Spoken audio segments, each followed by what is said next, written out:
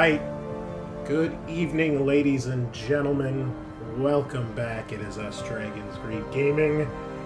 After our 2-week hiatus, we have returned from Gen Con, another successful convention this year, and we are back in the rain-soaked streets of LA for some more Blade Runner. As always, stop by the Facebook, the socials, all that stuff. Like, follow, subscribe. Check us out on our Patreon. And be sure to visit us over on our website, where you can find all the other good information and news. I'm your host, the Great Unclean One, and we are going to dive back into part 3 of Fiery Angels as we continue our delve into the Blade Runner RPG.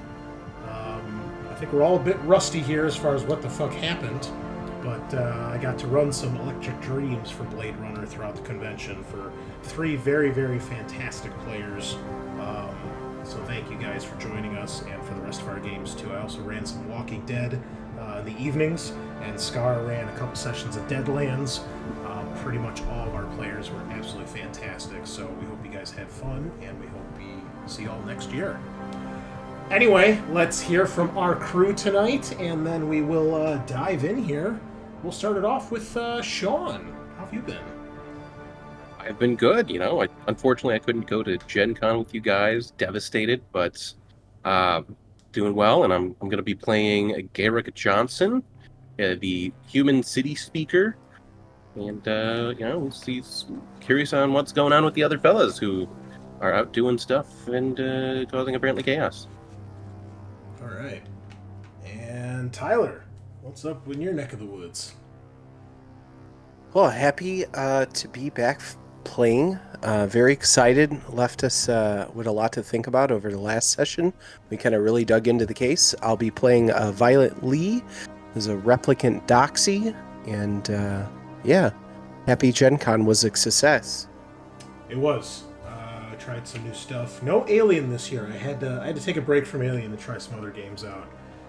The problem is there's just too many games I want to run, and not enough time to enjoy the convention and also run them.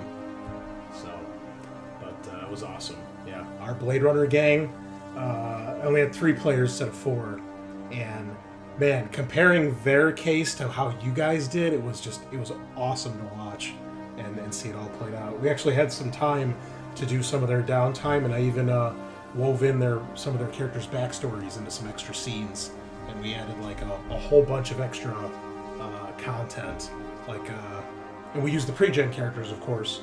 Like one of the characters is a replicant doxy, and like by the end of it, like she had met a guy and like started forming a relationship with him. One guy is kind of like Silas. He's like the veteran of the group, and he was dealing with like a crooked cop who used to be an ex-partner, and just all sorts of cool stuff, man. We actually, in the last session, right? We ended session 3 on a cliffhanger.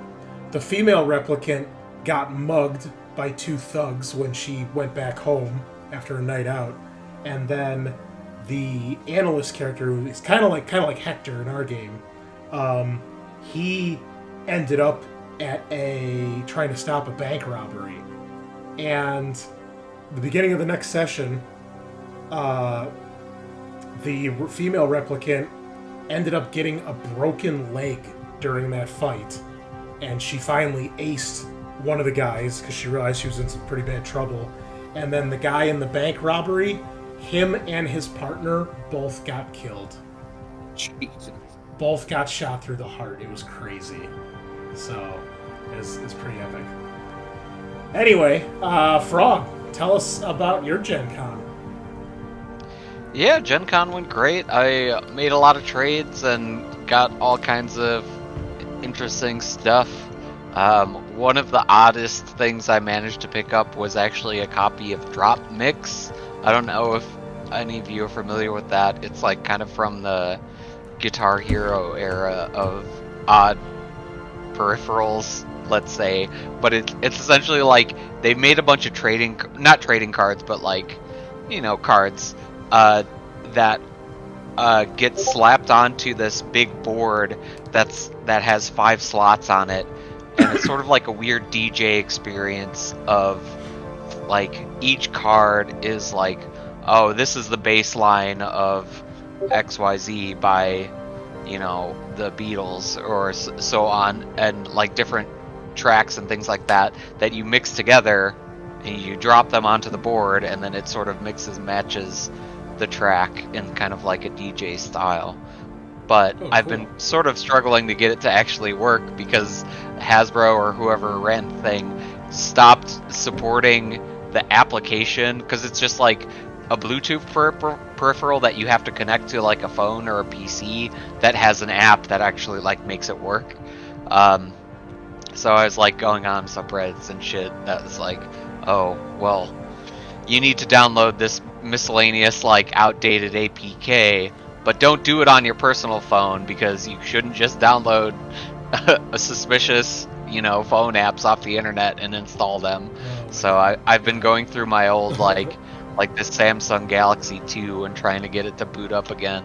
And like, hey, maybe this would be a good drop mix dedicated device that I can let, you know, ransomware people try their best to bust open or whatever, in case it's compromised, which I don't know, maybe it is.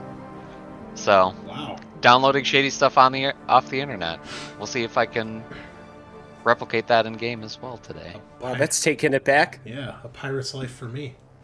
That's a real throwback. Yep. And Kyle, how about you? Hello, I'm Kyle. I'll be playing Human Inspector Silas Holbach, who I'm pretty sure, like, at the end of this file, the end of this mission, we're gonna find out that, like, I won the game by killing that guy. So, it's going pretty great. Can't wait to unravel the mystery that I probably resolved already. So, you're welcome. Well, we shall see. We shall see. I'm glad you. So funny if that was the case. I'm glad you guys have that in your mind at least. So okay. Sean, are you Skywise, or is that someone else? No, probably not. I doubt you were born in 1978, seeing as I'm older than you. Yeah, that's a fair assumption. I am not Sky, whatever that was. Skywise, thank you for joining us, whoever you may be. Welcome to the stream. So real quick, Chris, I would like to shout out Flashback Weekend that Tyler and I went to. Yeah, it looked cool. I didn't want to derail the convo, but yeah, dude, that was so fun. I will say that I got to meet the YouTube couple behind Dead Meat, Chelsea and James. They were really nice. And fucking Dee Wallace was there, everyone's favorite 80s mom. Yeah, Robert Englund was there. Sven Gulli was there. We didn't see Billy him, Zane. Fucking Billy Zane was there. But it was Terrifier weekend, so like everyone from all the Terrifier movies, I think specifically 3 though, was there, and Fabio Leone, the director. So that was like the main draw, I think. Cool. Mm-hmm. Shout out to the girl who aggressively corrected Tyler and I on who some people were. What, the girl in line for when you were? Yeah. Oh. Yeah. But yeah, no, it was a lot of fun. They had some cool movie props from different horror movies. There was the shrimp claw hand from Beetlejuice. Persephone, that was her name. I remember Persephone. Oh, shout out Persephone. I was like, "Who's all here?" And she like turned around. She's like, "Don't you know?" Like, no, we're old. Oh man. All right. Well, I'll do my best with our recap from last week, or 2 weeks ago, last session. So in session 1, we did a whole bunch of background connecting our previous case to this one. A lot of the downtime that happened in the month that these 2 cases have happened. And we ended the first session with your briefing with Deputy Chief Holden, where he called you in to tell you about this new case he was putting the 4 of you on. And you were being assisted by veteran legendary Blade Runner Ray McCoy. Basically, you've been assigned to look into the possibility of black market replicants after the botched interview interrogation with this man, Ellis Vale, that Garrick was interviewing, giving a voight comp test to, and then he decided to attack Johnson, in which case Holbach, watching from behind the one-way mirror, shot through the glass, and then you guys chased him into the hall, shot him defenseless in the back, unarmed, while he was retreating, and killed him.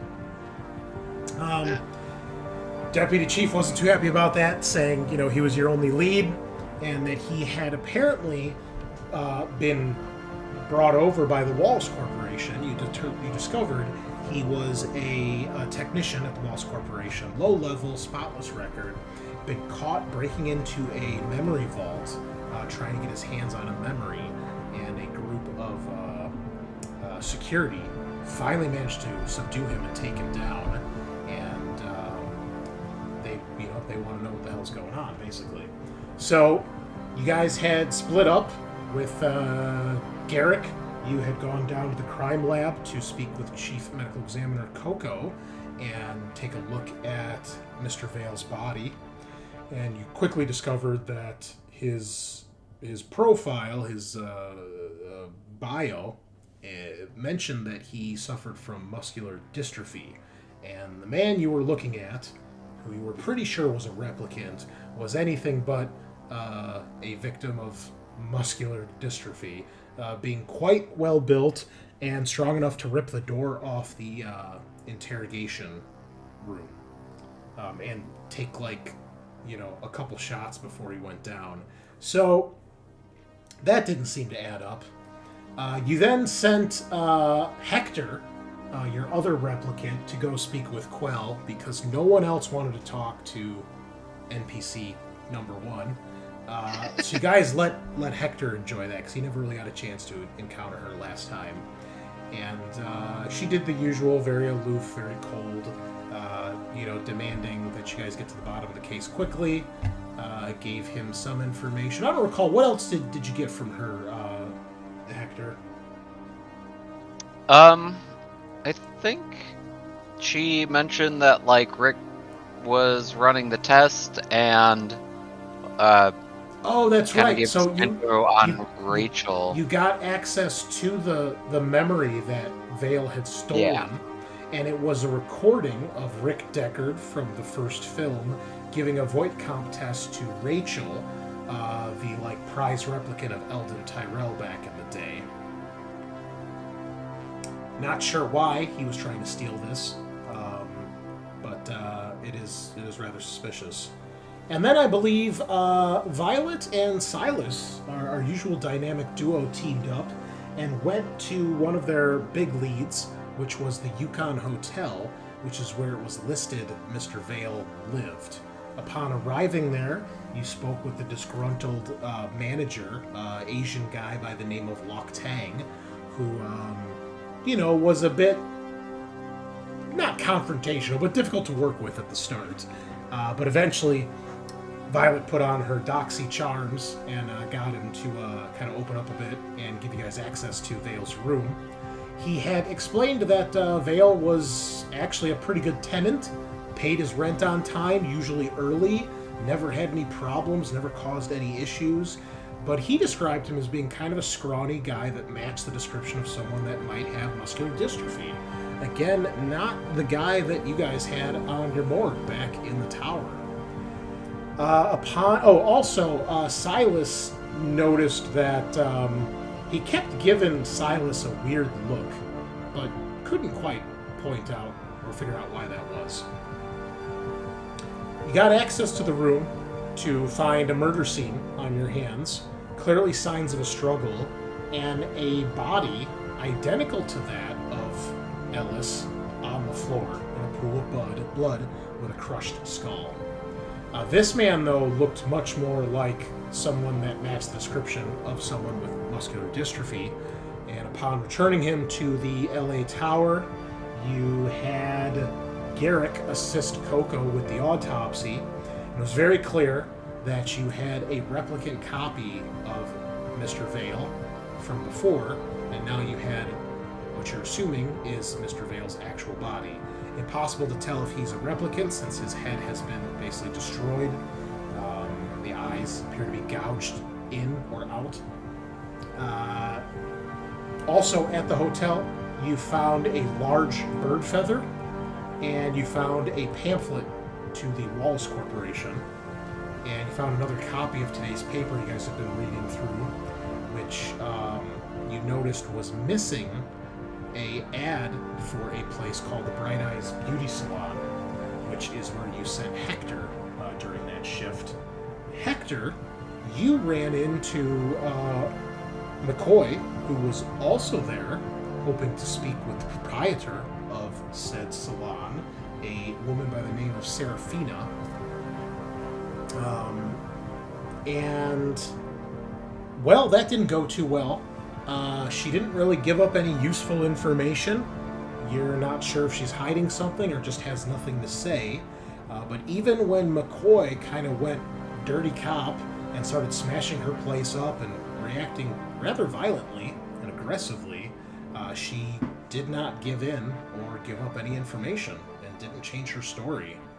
At that point, he split, kind of leaving with a threat, and you kind of apologized and left as well, not wanting to be around McCoy or the scene of chaos he had just left in his wake.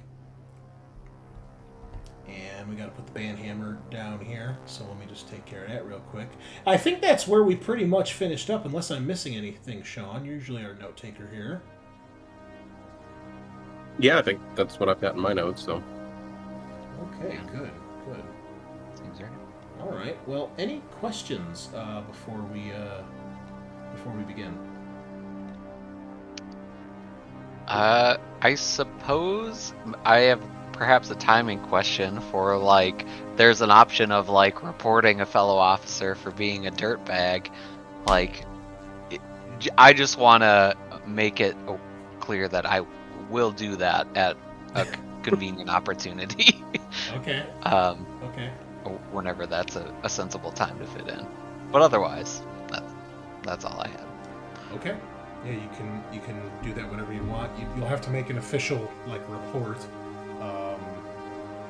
and you could probably do that from your Kia, or you could do it back at the tower. It's up to you. So, all right. Well, with that being said, we are towards the end of shift number 2. It is currently the evening shift, and we still have to see what Violet and Silas are going to be up to this shift. So we'll start with the two of you.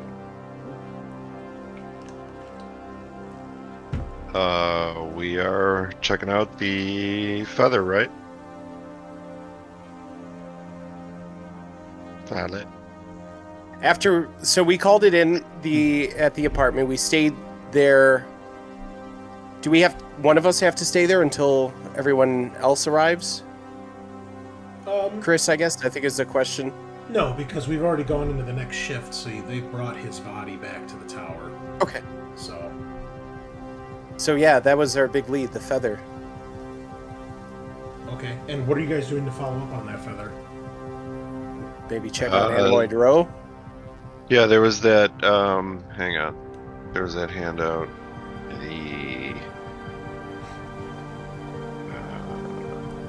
Damn it. The newspaper had the Runsider Zoological. Yes, that is correct. And it is in Anemoid Row. We're gonna do that. Okay. We're doing that shit.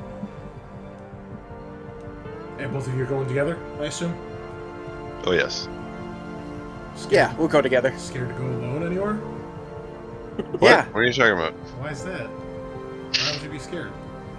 Yeah, Silas. Why would we, Chris? Why would we, Chris? LA is a perfectly safe town. Nothing bad ever Why would happens we? here. Yeah. Why would For we? for the third time this shift, Silas checks his gun and it is set on stun. Okay. So, All right. Fair enough. If I just shoot the next person, you're like, we just went through this. Yeah. Just hey man, it wasn't me. Through the heart shot. Chief can yell at you. Damn it. It's the last thing I need. It's crazy, Chief. DARPA Chief died. Yes, I don't know what happened. It must be another heart attack. Silas, you suck. He was definitely such a stunt. He just had a pacemaker. I had no idea. And I just want to note, I called it Animoid Row. For the life of me, I could not figure that out in our first session. I kept saying like Animal Row. When I was re-listening to the campaign, it's like, no, stupid, Animoid Row. That's okay. where it is. That's okay. It's an easy mistake to make, I think. So, all right. Well, let's switch it over to a new map, some new music here. And Oh, yeah. do that. And okay, so you guys fly over to, I believe it's Sector 5, where this is at. Oh, sorry, Sector 4, which is over here, between the Walls Corporation and the Tyrell Corporation. How about that? Well, And you see, you guys have been to this area before. You guys are intimately familiar with it from the first case. Sorry, my camera's going a little haywire here. Real quick, Chris. So that's Animoid Row, just above Hawkins Circle, and then just above what is it? Where are you at? Hawker Circle, Piss Alley, and the LAPD headquarters. Yeah. It says Sector 4 in the notes, but it looks like Sector 5 on the map. Piss Alley is great, yeah. Yeah. Piss Alley. Well, I'm glad you looked at that, Kyle. That would have been blind to us. Okay, yeah. Oh, man. You don't have to go too far. Well, actually, I don't remember where the Yukon Hotel was. But anyway, you guys fly there in your spinners, and you get to Animoid Row, which you guys have been to before, and a busy section of the city. Massive amount of shops out here that all have to do with various types of animoids, most shops specializing in a specific type of creature.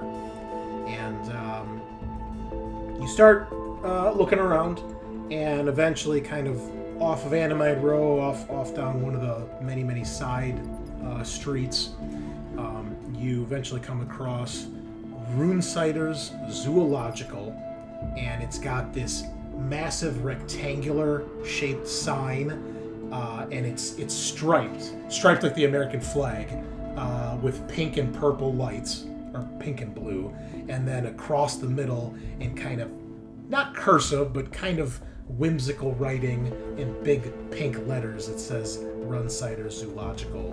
And I actually can show that to you guys here, and you guys can enjoy that one right there. So we'll switch it over to the map so the viewers can check that out. Look at that. I like that. I like that. Sorry, it's So like play. it's gigantic, viewers. Let me shrink that down a bit. There we go.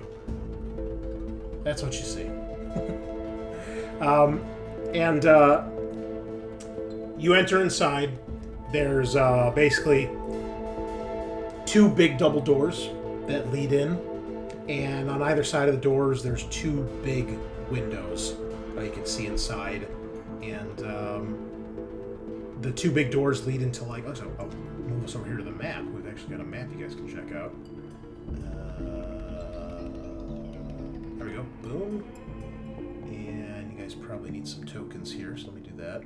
Actually, we don't need tokens. We just need to give you some vision. Boom. There we go. All right, viewers, let me give you a little... There we go. And then let us throw the PCs on here just for fun. Violet and Silas, side by side, as they do.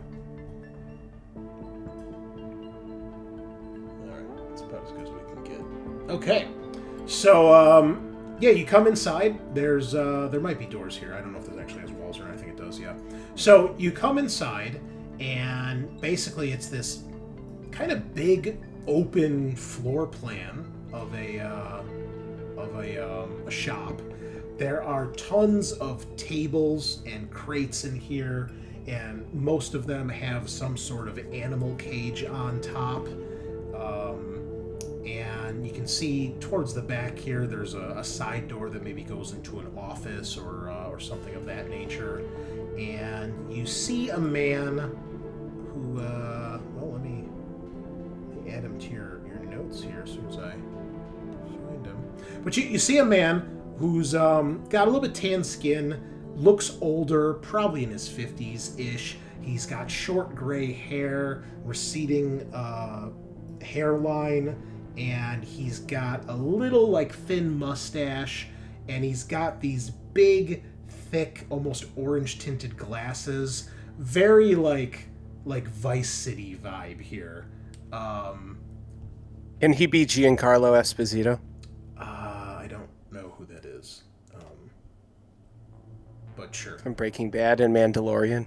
Who did he play? Cool. Moff Gideon. He's always the bad Grand guys. Moff Gideon. I haven't seen the Star Wars thing. What did he play in? What is it? Breaking Bad. Yeah. Gus Fring. Oh, okay. Yeah, not quite as dark-skinned, but I think when you guys see his picture here, his features are kind of similar. As soon as I find him. Here we go. And this is the man you see kind of hanging out in the shop. He's got kind of a orangish-brown, like, suit jacket with, like, a blue dress shirt underneath. And these huge, thick black glasses. And the moment you guys walk in, he is like instantly like on top of you guys, and he's like, "Oh, you finally show up, huh? Poor citizen victimized by a horrible crime. It takes this long for the LAPD to show up. How are you gonna catch these guys now? What are you gonna do? Talk to me. Well, I'll introduce myself, say hi, I'm Detective Violet Lee. We're following up on a case here, but tell us what you know. What happened here? He kind of like waves his hand, and you can tell that like his place looks like it's been a bit trashed. And we actually have a couple handouts here for you guys. As soon as I remember how to access them. Also, it was really cool to play Blade Runner and actually hand out the handouts to the players in person. Very cool. All right, so we're gonna give you his mugshot in your case file here. Did that work? Does everybody have access to him now?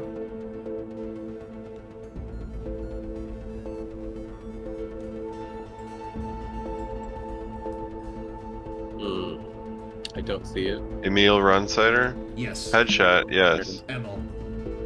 Emil. Yep. And then Yes. Headshot. I've got to give you.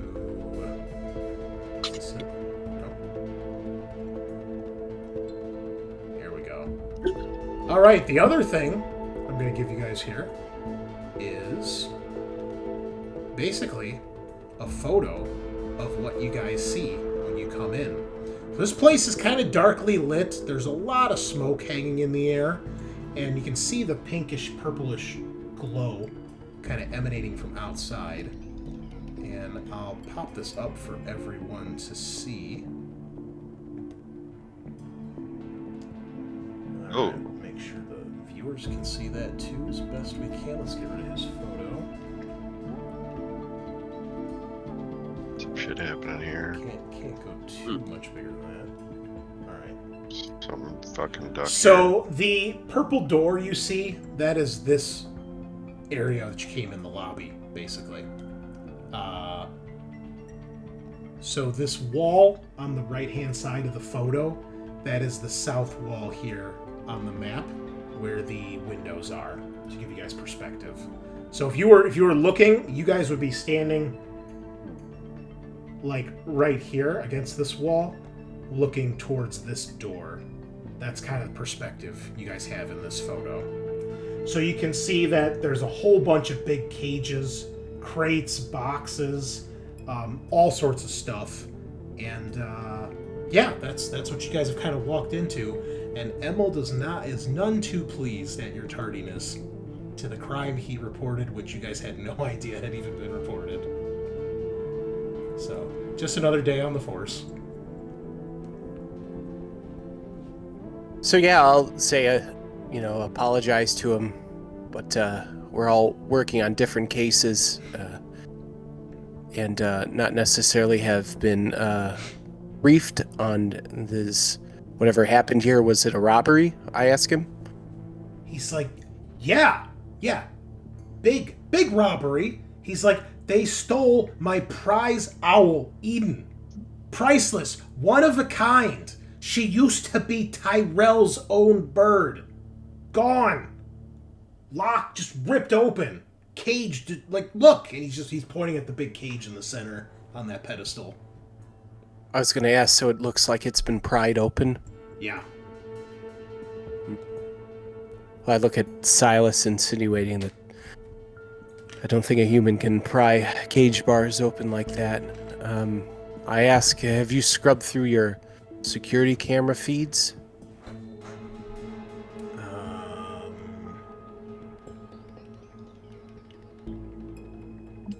He's like, Clearly the yeah, door... it's not, it's, I mean, I don't have the best, quality here, but, it's what I got. I can show you if you want. Maybe we can... Let's take a look at that. And the door was busted open, it looks like. Yeah. Is the door still, like, on the floor? Yeah, it looks like this just happened, and he's like, this happened, like hours or whatever, ago. Like, where the fuck you guys been? Well, I know who didn't do it. Ellis Vale. Wow, too soon. Got him. Too soon. Ellis deserved better. Poor guy. Did he? All right. Yeah. Well, I'll go over and try and take a look at the security cam feeds with him. Okay.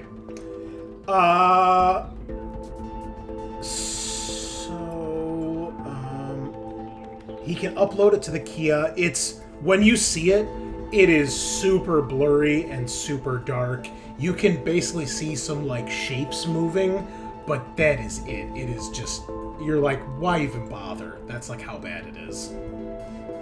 It's okay, Chris. I wanted to play more than 2 sessions anyway. Oh, cool. Okay, good. I didn't want all the end.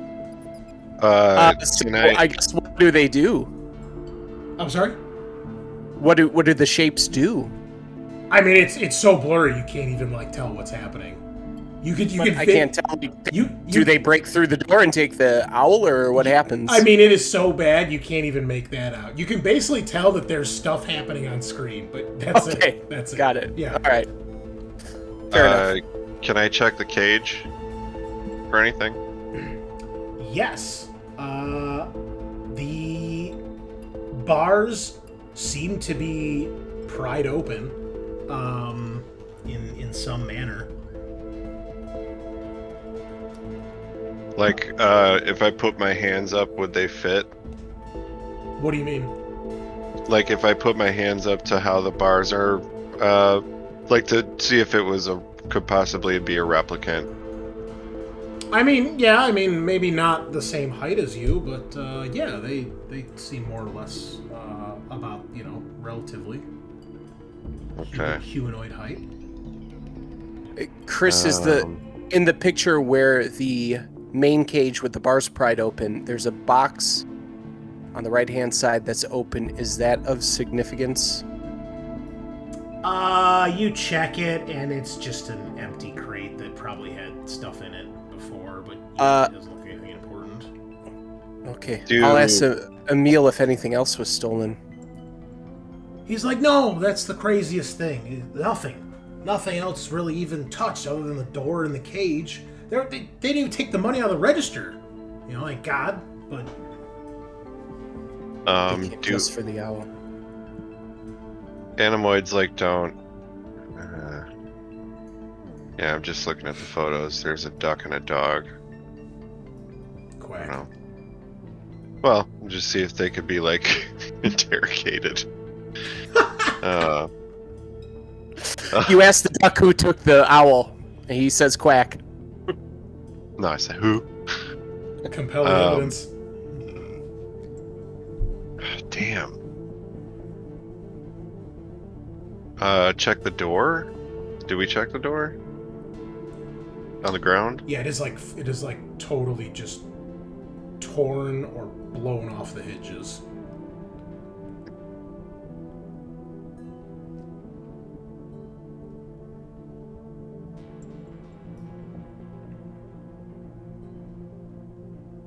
There's got to be something else in this photo we're not seeing.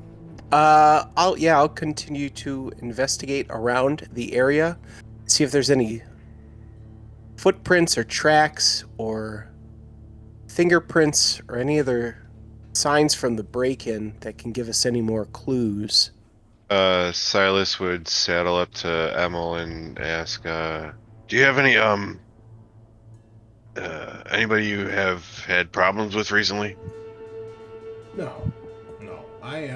I cater to a very distinct clientele. My wares are some of the best and most unique you're gonna find. So I don't deal with riffraff like a lot of these other people on the street. Can we show him the feather? Sure.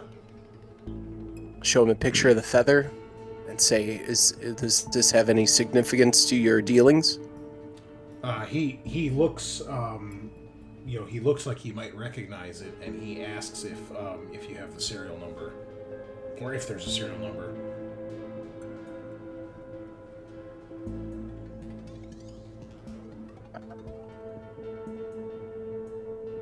Is there? Yeah, wasn't it in one of the articles? I mean, you guys never really checked the feather. You just found it, and were like, "Oh, let's go to this place." Fuck. Oh, where would we check it? You're not sure, but literally, you just picked it up. We're like, "Hey, a bird feather. Let's go check this bird dealer." And that's about the extent of your investigative prowess. So. Makes sense. That's a paradigm shift for me, Chris. The bird feathers having serial numbers, but I guess birds aren't real, so maybe I need to think harder. We're all right. light drones. It's okay. He's like, well? Oh, well, we don't have a serial number. I'm not quite sure where you would check that on a feather. He's like, it might be on the quill, it might be in the center. He's like, do you have it with you or just this picture? We took it with us, didn't we? You tell me. I don't know. I thought we did because we argued about like, hey, should we do this because it's an active crime scene? And we said, yeah, we're taking the feather. I believe we took it. Okay. Well then, assuming you show it to him, he takes a look and he takes his glasses down and he's looking closely, and sure enough, he's like, Yep, there it is. And he's like, and he takes a look, he goes over to like maybe his register, or he's got a logbook or something, and he confirms. He's like, this is from my bird.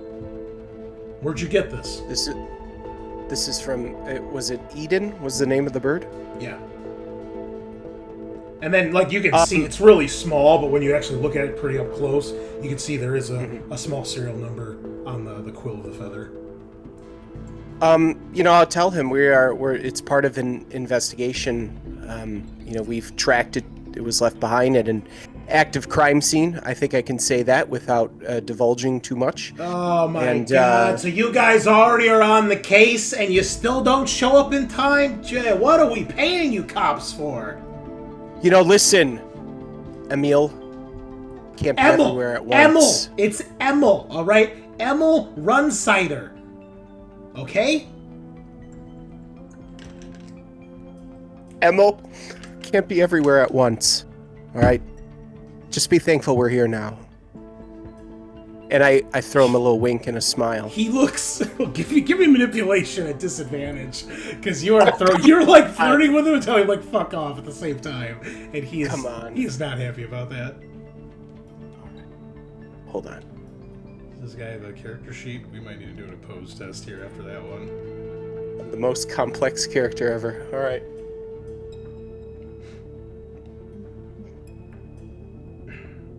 How do I do a hidden roll? Okay, private. Yeah, we'll do... At disadvantage. Was it insight or manipulation? I always forget. Manipulation. Look at this boss. Crushing it. 2 successes. That's pretty good. All right. He doesn't, like, return the wink, but he seems to simmer down a little bit. And, you know... Take that. He just... Obviously, he's upset.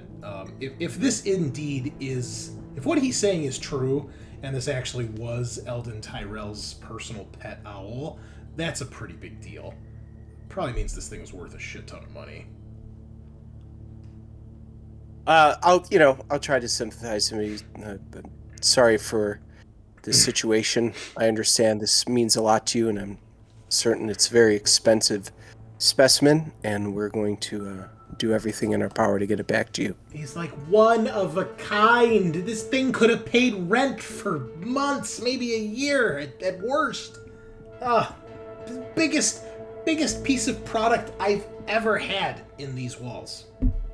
Well, aside from a real animal, but, you know.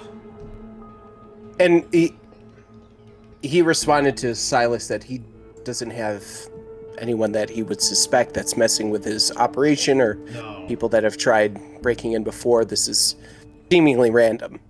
Yeah, he's like, no, I've never, even back in the heyday, I've never really had that much trouble, you know. I mean, I get rare specimens here, but, you know, unless you're talking like a big collector, or like some big, you know, big shop that wants something really unique or different, you know. May we ask how you procured the owl?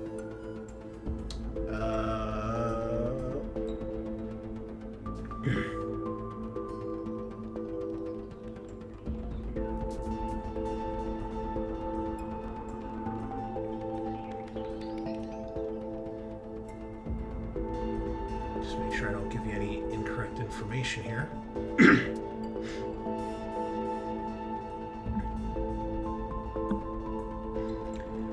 He's like, well, one of the, when the Tyrell Corporation went out of business, shall we say, all of its assets, and I mean all of its assets, were sold off, and, well, I had heard rumors, you know, that he had some pretty rare anemoids, and, I managed to track this one down. Took a lot of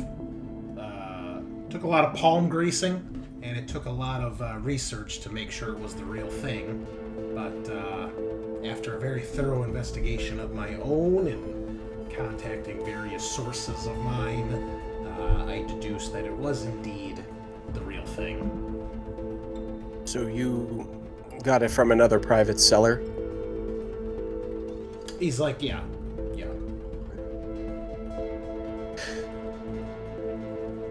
Just trying to look for any links that we could investigate from its origin. People that might want it back. People might be looking for it.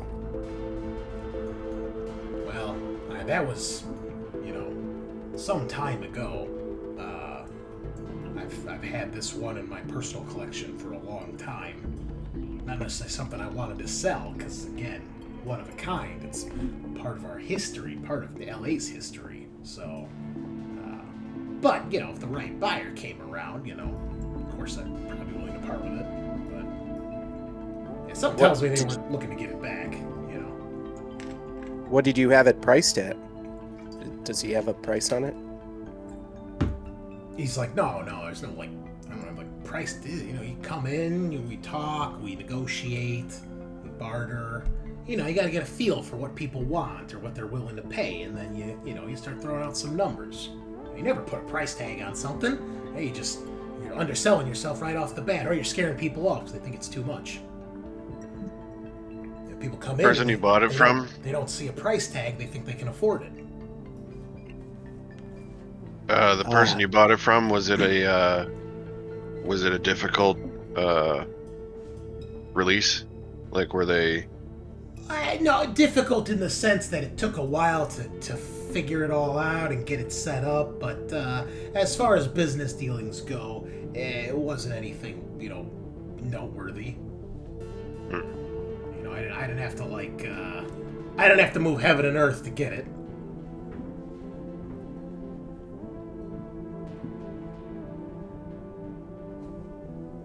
Am I able to make an observation roll to just see if there's anything else sort of in the room that we missed or should check out? Sure. Yeah, absolutely. Ooh, La Sombra Dark is back. I remember that username. That's a good one. It's a fellow vampire fan right there. La Sombra, eh? Hell yeah. Awesome bloodline. Okay, one success. So you're taking a look around and nothing else really sticks out. It all kind of seems to match up to his claims. Like, you don't see anything that looks like it's been damaged or forced opened or broken. You know, he's got a wide variety of species in here, as you can see in the photo. You know, some of them you recognize, some of them you don't. So, you know, his claims of having, like, you know, rare and exotic seems to check out. But, you know, at least for Violet especially, it's probably the first time you've even heard of this guy, let alone been here. You don't see any damage to anything else. Yeah, nothing like that. This is a question just about game mechanics. Mm-hmm. If we were to, there's no way to, I guess, like, let's say we took one of the other animals. Mm-hmm. They won't have recording devices in them. I was going to see if there's some way we could scan the optics of one of the other animals to see if there was a way we could have seen what had happened through one of the other animals' eyes. That is very clever, but I mean, I don't think that they record anything. Much like they're basically a very basic version of a replicant. Yeah, and they don't have recording devices necessarily in there. Not to my knowledge, no. And I don't know if any sort of technology like that exists in the Blade Runner universe. So I don't think so. I think if they did, they'd probably mention something here. So we'll go with no. Do we have cameras on the streets that we could check on the perimeter of the building? You'll have to go outside and check. Okay. Silas would tip his hat and probably say, you know, like, we're on the case and thank you for your time, and would go outside to check out for cameras. Yeah, I would give him my card and say, if anything else comes up, give us a call and we'll be in contact. You're not sure if he's like annoyed because there's no resolution here, and he's like looking at the door on the floor, like, who's gonna fix my fucking door? He looks agitated and a little aggravated. Great. I guess Silas would. Great. Silas would call Central and be like, do you have a unit heading out to Runsiders? If not, please send one. Okay. He's got a robbery problem. Okay. All right. It's a little late, but you know. Yeah. Okay. But yeah, Silas would be checking for cameras. There's nothing on this street near the entrance to his shop. The nearest one's probably like at least half a block to a block away. Yeah. Okay.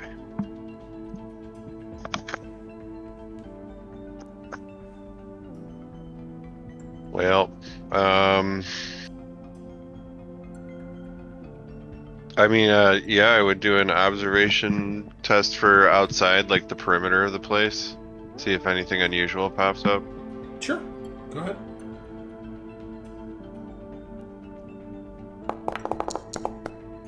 Ah, jeez. Oh, 2 successes. No, you don't find anything else. There's no there's no damage to any of the outside doors or windows or anything like that. You don't find any footprints inside. There's no blood or anything like that.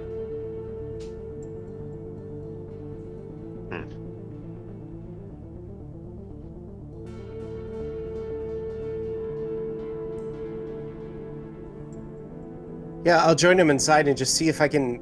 Is there anything we can trace from the, whatever street he's on? Does it look like there's any, any other signs of entry from the outside towards the door? Anything, No, it's in the immediate area to see? It's just the front door. There's no like roof access or a back entrance or anything like that.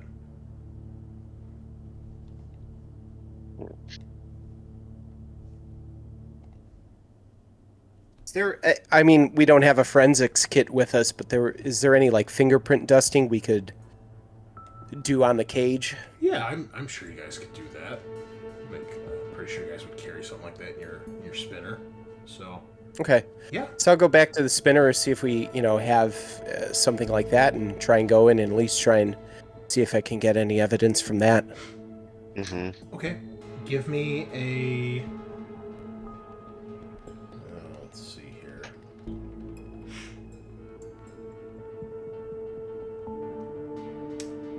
I would say a tech roll, since you're doing like something. Like, you're actually doing something physical with your hands that requires a little bit of dexterity and precision. You want to push? Yeah, let's push. I'm not really good at this. Do you want to push again, because you're a replicant? Push twice. Yeah. Yeah, I do. Hey, There you go. Okay. There's one. You do get, like, half a print on one of the bars. Excellent. Would I be able to give it a shot? Yeah, go ahead. Okay. My own tech. Son of a bitch. Do you want to push? I mean, why not?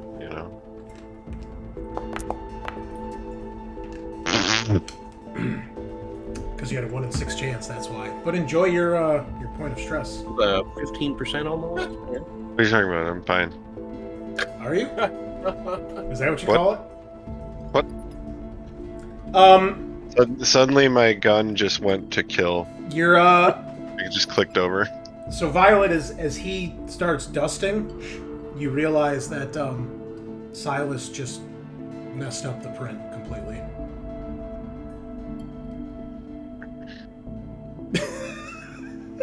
All right, and That look on your face. I'll be back in the spinner.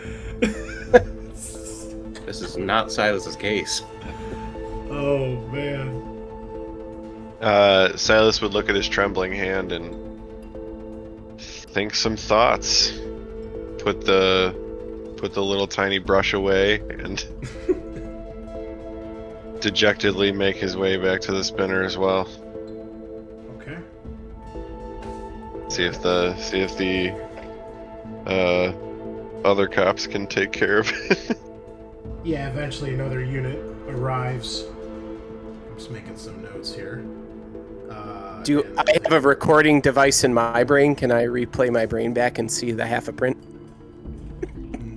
Nice try, but no, you do not. You guys have body cams, so we can use the Esper wall to go find it right before it was erased. I'm giving you a A for efforts here, Tyler, for sure, and creativity. I'm trying, man. Silas could draw it for you. Okay. Well, No. unless there's anything else, that is going to close out shift number 2. So we'll move into shift number 3. It is now the night shift. So this is between, midnight and 6 a.m. ish. You guys all can obviously still work this shift because it's your third shift. What does everybody do? And do you guys start discussing anything as you guys are finishing up at your various locations? Share any of the information you've gotten thus far? Yeah, I'd probably meet up and at least. Do we want to meet for coffee at a diner, like real detectives, and sit and talk? Yeah. Oh, yeah, that'd be great. Indeed. Somewhere I like that. where they allow cigarettes. That's all of it. Sit at Of course. like a late night ramen place and get some ramen and coffee and Yep. have the rain fall on our backs. Yeah, well, there's Up in there's the always dragon ramen. noodles or wherever it is. Then Oh, you yeah. will never know what Was it are the- tears and what are The rains. White Dragon, right? Is that what it's called? Yes, Let's throw on a little music here. Well, that's like something club music. sad. Yeah, that's a little. Something sad and devastating. Something sad, devastating. I really appreciated the devastating. Yeah, how I don't know. It is How's the this? only way. This is Do you not think There we that the go. post-apocalyptic cyber world would not be very German? They've been practicing for years, decades. That is what club music is. so. The group of you take your various transportations to the White Dragon Noodle Bar, where a Deckard once sat many moons ago. And you order some noodles, get some coffee, sit down and discuss the case. It's not pouring rain; it's kind of a light, misty rain right now. And despite the late hour, obviously the city never truly sleeps, so still plenty of people out here, especially out where there's food and things like that. There's always people grabbing some grub. So, take it away. Well, I'll kind of talk about the last few things that we did, or if they don't, I think we called in the apartment or the hotel room rather. I'll talk about the suspicion that the person we're looking for, or thought we were looking for, might not be the actual person, because of the various descriptions, and that we found the feather, and the feather led us to the store in Animoid Row, and found out that it was a prized owl of Tyrell's. It was very expensive, but try as we might, we couldn't make a lot of headway on who had stolen it. I guess, could I ask, do we know how many shadows were there? Like, was it discernible? Were there like 2 or 3 or? No, it is some pretty terrible footage. It looks like part of the problem is that like this camera doesn't really have like good night vision. So it's like you're watching a camera that's on in the dark. So, and then like just typically cameras when there's not a lot of light tend to be pretty shitty quality anyway.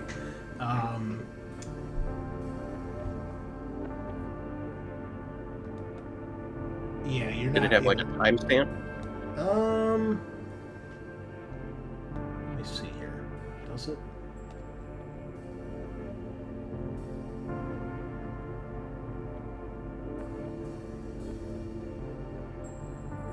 To keep discussing, let me check.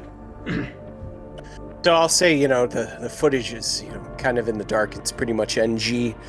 Just shadowy shapes, can't really tell, but someone, I'm assuming with some superhuman strength, kicked in the door completely, pulled apart the metal bars leading to this cage, seemingly by hand, and stole this owl.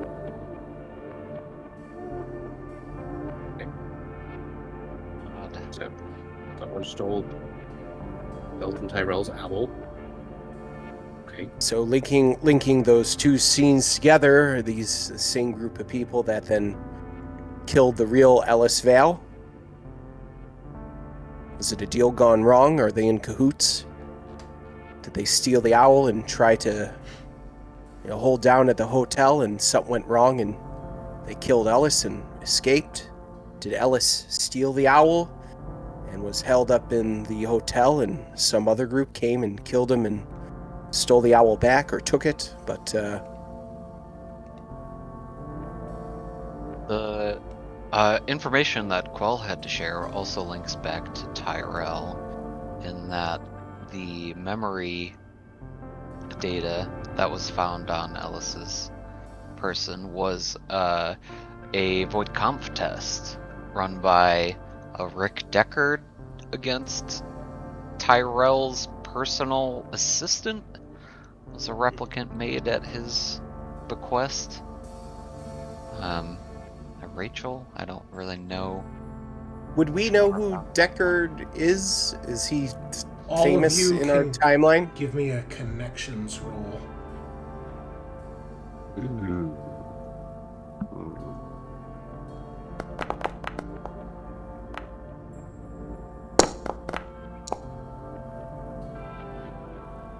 don't remember if I've done a similar roll, but I'm gonna kick one in anyway. For 1 success on the Hector end. Nice, nice. Good for me. I'm sorry, how many successes? I'm looking at some other stuff here. 1 for Silas. Okay. One Yes. for Garrick as well. All right. Oh, makes sense. You guys are the humans. You've been on the Force longer than the replicants. So, yeah, Silas definitely would have heard of him. You know that he was involved in a case to deal with some rogue replicants, which ultimately were the ones that assassinated and killed Eldon Tyrell.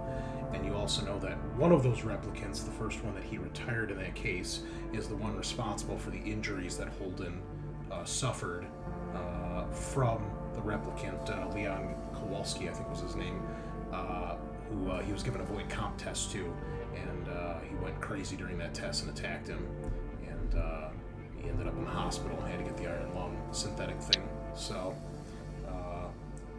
only one success. That's all you guys probably know about him.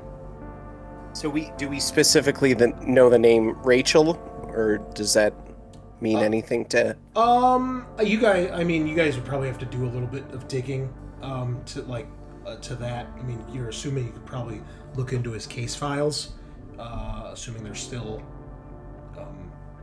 in the database, which they should be because he's a Blade Runner. But yeah, that's all you guys know. He was a somewhat famous Blade Runner, and worked back in the time when the Chief was still a Blade Runner. So maybe that's one thread to pull on. Someone can check back at HQ, maybe dig into this case. Yeah. So Speaking of threats, McCoy is unspooled. That man is a menace. Should try to Why do you avoid say him so? or Yeah. be ready to restrain him if needed. What happened? He just walked into a shop and just started smashing things when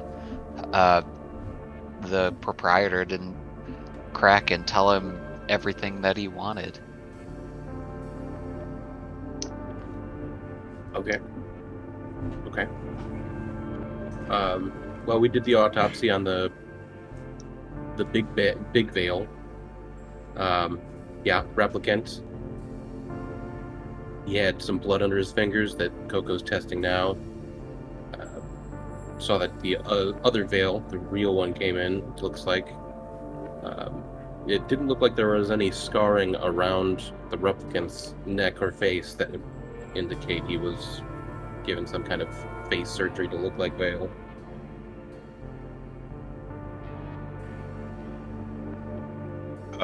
Hector, when you watched McCoy trash the place, did any of his outbursts seem like more than his physical capability would allow?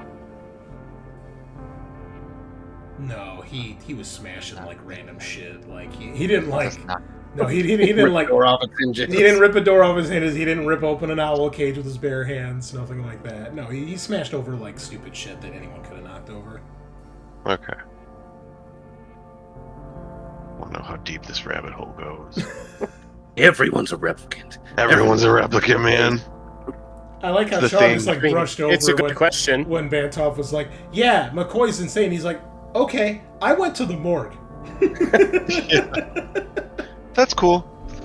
Good to know. Sounds like good detective work to me. I don't know what you're talking about. Ding, Sean will remember this.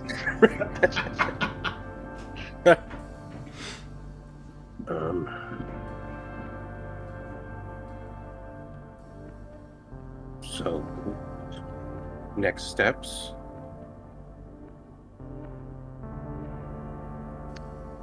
Yeah, I didn't get much from the beauty parlor at that point, but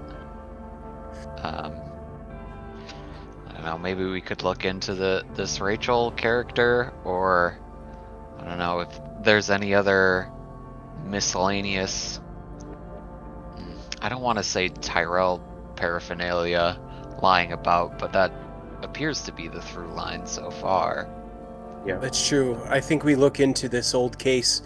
I think we look into this bird, Eden, to see if it has any significance. And, I mean, I have a few contacts I'd still like to try and contact to see if they know anything about these illegally manufactured replicants. I think those are kind of our three biggest things to go on right now. Well, we could also do the Esper Wall and try to find out if we could see any of the faces of the people that went in with Ellis Vale the night he was killed. Yeah, That's if there's true. any cams around that place, so we could at least maybe identify a few of them. Also, could talk to Quell and see if she has any knowledge or if they have any other Tyrell artifacts laying around. If all of you would please give me just straight intelligence at advantage. It's not letting me do advantage. Yeah. Just roll choice then. Oh, it's not letting me roll at all. Why? What the fuck? Can't you just click on intelligence? Yeah. No, but it's it- grayed it out. only let me roll a disadvantage. Yeah, Oh, because it's I think it's because our rating. well, it's just intelligence, so there isn't any advantage disadvantage because it's not a skill. It's Yes. just the one die if you're rolling straight intelligence. There you go. Okay. Well, I will roll it a second time. I can't even roll it a first time. Try harder. And I will My, it's grayed out, Chris. I can't click on You it. can't hold that. You gotta click disadvantage. Yeah, click where it says disadvantage to roll it. It's the same as regular roll, which is odd, Um, but I guess I got makes one. sense All right. in a. Okay, Silas. Yes. You've got it. At gonna push. advantage. Well, remember, it's at advantage. So everybody. Can All right, roll and so two. then we could just get Right. it for you. Oh, so I'll try one more time. I mean, you don't have to if you don't want to. Well, it's advantage, so why not?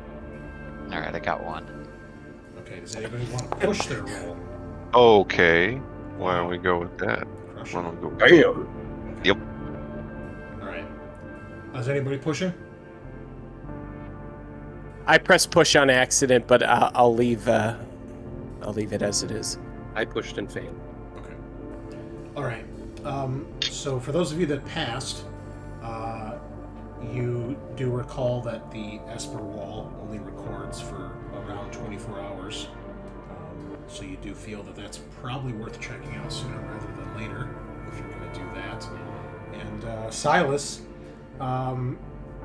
you think maybe it might be worth trying to take the camera footage that Emil gave you guys, maybe take it back to the lab and see if you guys can enhance it with some of the tools at the tower. You might be able to get something out of it. Amazing. It's a great idea. Glad we all thought of it. Okay, so who's our tech? Garrick's our techie boy, right? No. No. Hector, Tech is Uh, a D. are you techman? I got a C in tech and B intelligence, so like I'm doing okay, I guess. Okay. In that. Violet, are you a tech woman? I don't really. Do we all suck? But I have. What yeah, is- none of what us is this? are really good. Is this a computer? You know, they got the internet on computers Yeah, now. what's that meme with the guy with the butterflies? Is Oh, this okay. communism? Just like screaming commands at the spinner. It's like find him, find this person. Thing from Zoolander where they're trying to get the Apple computer to turn on. Yeah, exactly. Wonderful. Well, Yeah, it would make sense. Let's get someone on the Esper wall. Check footage. Try and enhance the footage that we do have. And somebody has to talk to Quell. Not it. You, boss, not it. I would be lining up for that job every time. I can't wait to play this game myself. What do you like Quell so much? Because she's the best character ever. I guess it'll be me. Sure. You could Shit. send Garrick. I'm sure that'll go for swimming. I feel like that is a bad idea. Oh yeah, I guess Just thinking I ahead. should pass along. Oh, yeah. She did express sorrow that Garrick was not sent when I appeared, and I didn't. She have also wanted to give you a dark deal. Yeah. Was it sorrow or was it disappointment? Damn, I can't black bag him and torture him for betraying me. She wouldn't do that. She's an upstanding citizen. Yeah.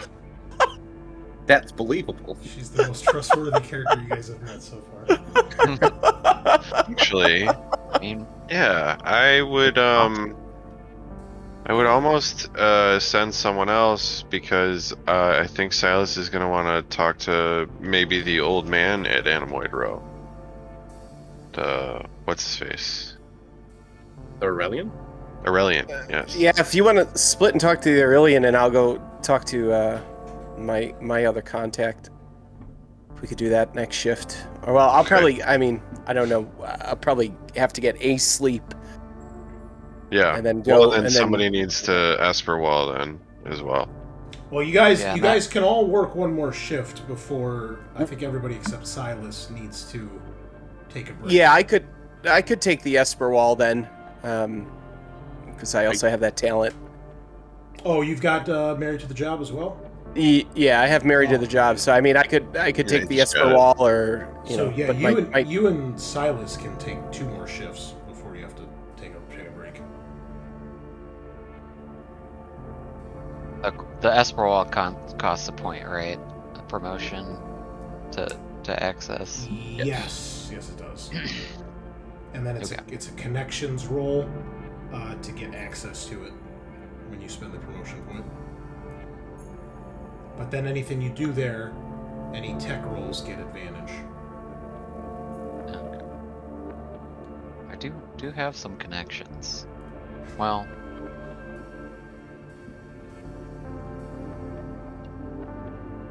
whatever. Could work either way. So who's on the Esper Wall? I think it was. I'll go do it. I don't care. Okay. All right. So Violet, you're going to the mainframe. What's everybody else doing? Aurelian for Silas. Okay, Silas going to the Aurelian. Okay. Hector and Garrick.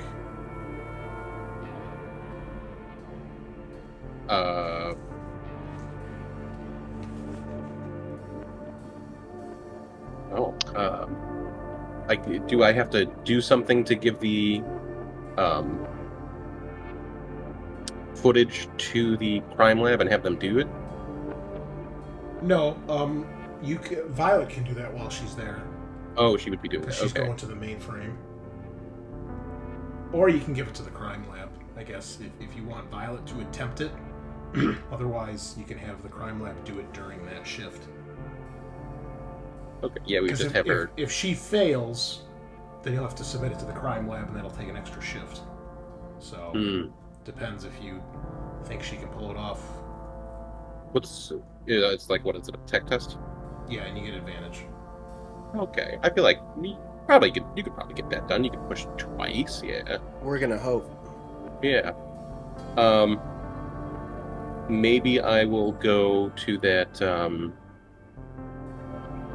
that shop that McCoy messed up in civilian clothes and Okay. see if I can get some information from them. Bright Eyes. Yeah. And I'll be in civilian clothes and I'll bring a picture of Ellis. Okay.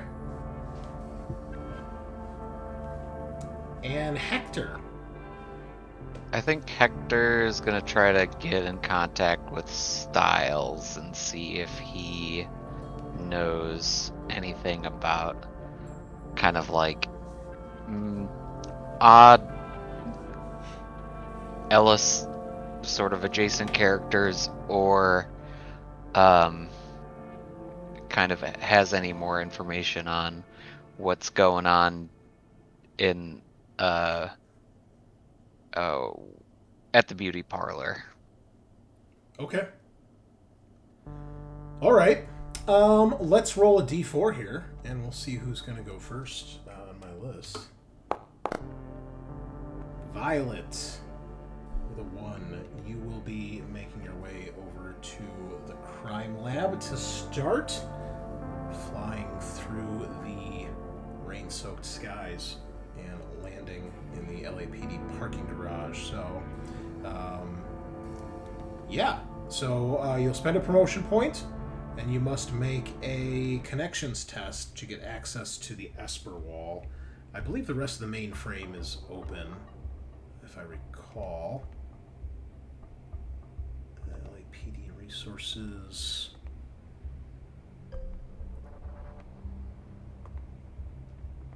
Yeah, regular mainframe is no test required. The Esper wall, I'm sorry. There's no test required, but the Esper wall requires connections roll and a promotion point. Okay. I've spent my promotion point. I'm going to roll connections. I'll push it. You can push again. Yep, you're a rep. All right, there we go. All right, so you take that one's cocked. All right. You take a point of stress, but you do get access. Whoever's on shift right now is not very replicant sympathizing, so they're blocking your request and making you fill out like 6 extra forms. Fucking cunts. And now sign here, detective. And now if you could please do your retinal scan, and I'll need your latest case. I also need your latest baseline test, please. Okay, and that's great. Now if you'll sign here and initial here, and if you'll just fill out forms A through 12, and 8 through 12. Yep. Oh, letters and numbers. Yeah. In triplicate. Okay, these look good. I'm like, I bet Holbach wouldn't have to fill all these out. Here. So, what are you going to do with the mainframe? And or Esper? So number 1, looking at cams near the hotel first, right? That's the first priority. Right. Okay. Just to see if we can find any of the people coming in and out that were in or around Ellisvale, or that look suspicious, or they were carrying an owl. Give me a tech at advantage, please. Okay. Sorry, the music's kind of quiet on this, so let's crank that up a little bit. Oh, all right. Let's take that. 1 success. All right. Do you wish to push? No. Okay. All right. You do a little searching. Takes a while. A lot of footage to go through. And when you do find it, you realize you are basically on the last possible shift here, where you could get this. This is going to be deleted next shift. So it's a good thing that you are here. And I will give you, this one is handout D, Esper image. And I will share this with our viewers as well. This is what you see. It is an image of what looks like 6 individuals making their way towards the Yukon Hotel at about the time that Lok Tang said Ellis had visitors. So 6 folks. One guy's clearly got an owl on his shoulder. Yeah. That's great. So that's a good lead. They look like they're all together. They're all facing the same direction. They look like they're going in together. Or they're going... can I use the fancy cyber computer to turn the image around and see the guy in the middle's face to see if that's Ellisvale? Give me another tech, please, at advantage. Zoom enhance, 6-9. 6'9", zoom enhance. Oh yeah, sorry, I forgot these. I can do that. Yeah, so 6'9", enhance 6'9". Sorry, I'll roleplay that. One success. Oh no, You've got the best role playing. I have to push that, right? Because that's a. No, you don't. That's- You don't ever have to push. Well, but those cancel each other out? Sorry. No, remember, it's if you push and have a unicorn, you take damage. Got it. Okay, so if I'll take If you roll a success. unicorn straight up, there's nothing bad there. So Got it. And in this case, if you pushed, you would only re-roll one of the d6s because you can't re-roll the unicorn, and there's no point in re-rolling the d8 because you can't. Or actually, you could get higher on the d8. You could get. Or no, you can't. You can only get one success on a You need a d8. 10, right? To Yeah. get 2. So there's unless you want to try that 1 in 6 chance to get 2 successes. So, Not exactly. I'll take the one success here. You sure? Want Yes. Want a dark deal? I would take a dark deal. What, a dark deal with Quell? Yeah. So, As you've so seen me do before. Quell is the Zinch, sort of, right, of this universe. She's changed her own ways. I mean, I'll, she certainly isn't Korn or Nurgle. Or Slanesh. She's Or is she? kind of in the middle. Yeah, she does a little bit of everything, you know. I can't wait for the crossover episode. It's gonna be great. Quill's an NPC in the next Warhammer campaign. She's the final combatant in the. Turns into a chaos band. spawn. I love it. Great. Okay, you zoom and enhance, and sure enough, you have. Is this it? Another one. This one says Esper image zoomed. Oh, that's very creative. Thank you, Free League. Nice. It's all right. I'll take it. And here's what we have. Oh, I'm so good at this that's game. not it. No, there. Wait, You're telling me that's Ellis Vale, right? hold on. That's the wrong one. Why didn't that?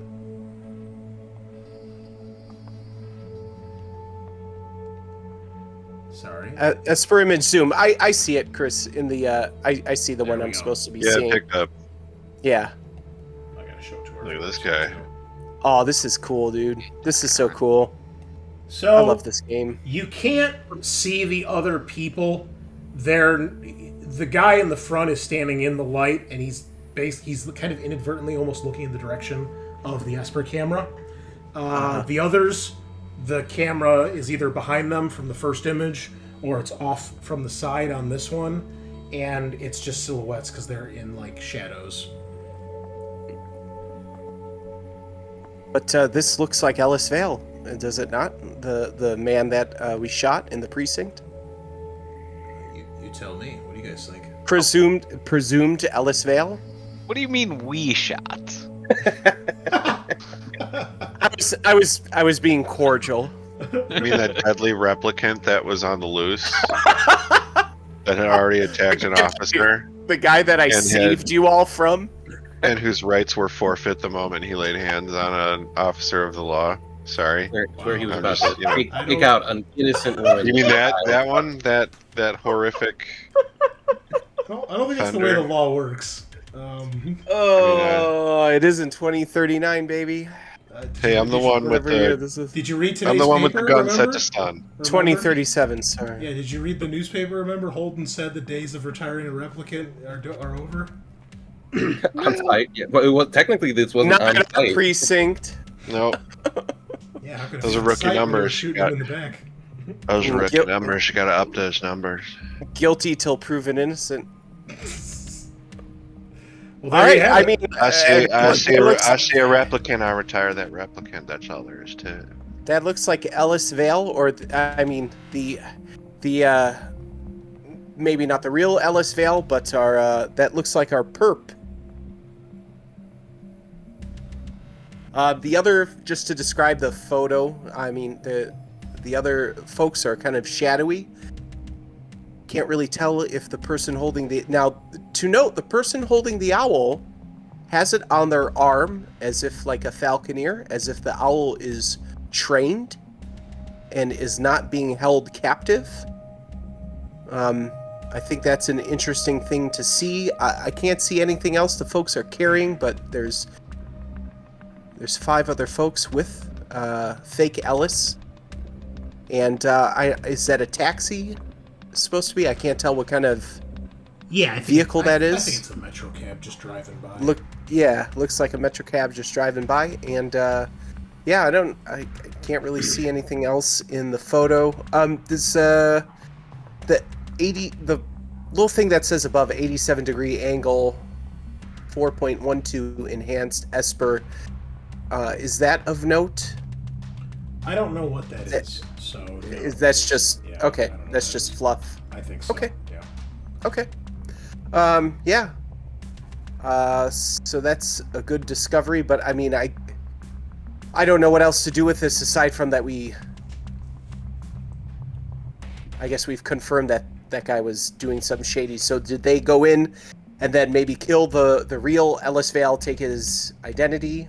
But so the owl shed the feather within the hotel while it was there. So that is one timeline construction versus where I was thinking maybe the owl was taken from the hotel. It came into the hotel with its owner.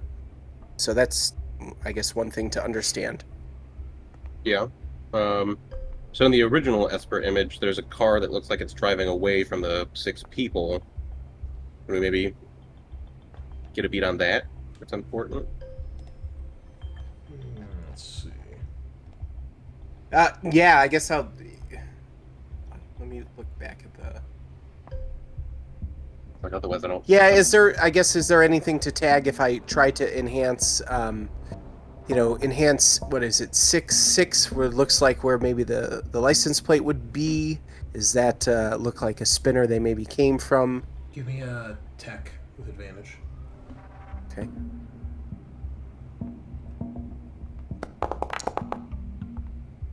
I will push. Oh, risking the damage. Do you want to push again? Yeah. I'm studying so hard. God damn it. All right. I just got a message that said you were broken. Oh dear. Is that true? Broken? Oh, by stress?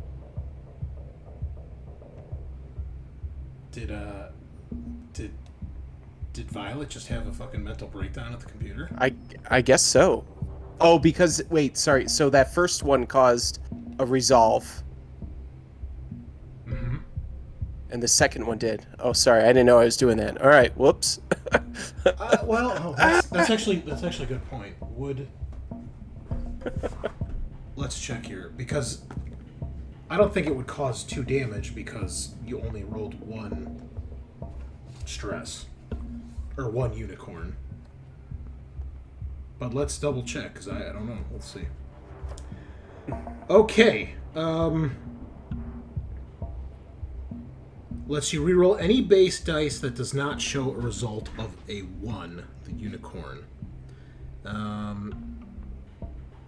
All dice count after the reroll, even the dice you did not roll. Each time you push a roll, you immediately suffer 1 point of damage or 1 point of stress for each unicorn you rolled on your base dice. All dice count, even unicorns in your initial roll. Oh, so each time you push, and you push twice. So yeah, you would take 2 damage then. Well, that's not great.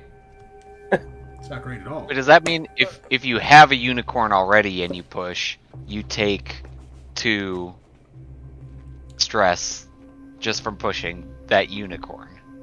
Or does that first one not? If you push twice, yes. Because you don't re-roll the unicorns. And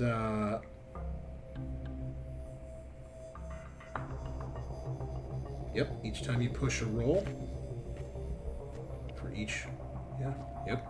So okay, well, I guess we need to get out the critical damage chart here. Oh boy. Oh man. Uh-oh. Just heart attack and you immediately die. Brain Okay. just explodes from watching footage. So when you are broken by stress, you suffer a critical stress effect. There should be in the rollable tables, Tyler. There should be a thing to roll here. The roll is 1 base dice corresponding to your empathy rating.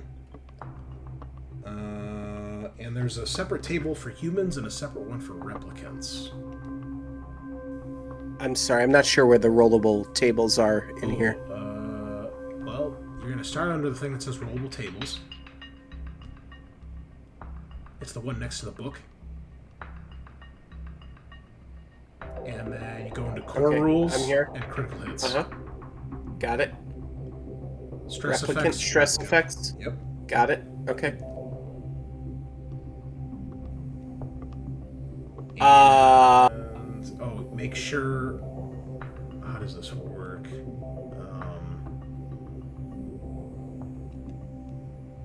Wait, that's doing it for your D6. What's your empathy? One moment. My empathy is a D12. A. Rating A. Okay, so you roll a D12.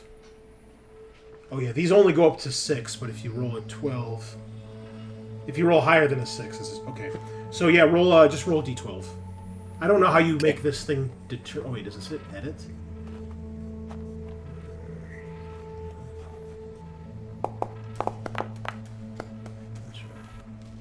11. That's really good, right? I'm not sure if high or low is good on this. We're about to find out. I think high is better. Yeah, that makes sense, because having a higher empathy would make you less likely to totally crippling freak out. Twice as bright. The stress pushes you forward to perform an extraordinary feat. You gain a bonus action that you can perform immediately, breaking initiative order, and gain advantage to the roll. After the action, see result number 2. We're not in a combat. There's no initiative, but you can make one roll here of your choice if there's something you want to do before you decide to try to punch the computer. Then, well, I should find out what that. I should find out what that screen was. I'm sorry. What screen? So I did this I was trying to enhance that image on that screen. Yeah. Did you pass? So you did get a success, right? Okay, you did. Yeah. Yeah, I got one success. Yeah. So I suppose I would continue that. You zoom in. You get the license plate. We'll assume you can run it, but it's nothing. And God damn it. It might be a Metro cab. I'm not exactly sure, but you realize it wouldn't be able to fit all 6 of them. They would have to have a small bus or something, or truck, so you're guessing the other Metro cab probably doesn't have anything to do with it either. Got it. Okay. But yeah, if there's something you want to do, you can do something and get an advantage on the roll before the next thing. Is it in this line of the thing that I'm doing? I can't use it to look up the other lead that we were going to look at. Well, yeah. What else did you want to do? Because I don't imagine you're sitting there and then just all of a sudden your head explodes. This is. I think this is over time you're getting frustrated, you're getting angry, you're sitting. Because keep in mind this is a whole shift, so you're potentially here for 3 to 6 hours, right? Right. And we'll assume because you're only getting one success at a time and you're pushing, this is taking a long time. So, you're getting a headache and a migraine and stuff. So, yeah, what else did you want to do? I'm sorry, Kyle, what was the other... there was something else that you mentioned that we were... Enhance the footage from the Rune Cider. Oh, yeah. Yeah. That would be the other thing I would try to do. All right. Well, that'll be tech. You already get advantage because you're at the wall. So, unless if there's something besides tech that you want to do to get advantage from your mental stress here, could I use my insight? Could I? Well, you can't use insight on that. But if there's a different bit of information you wanted to try to figure out for the case.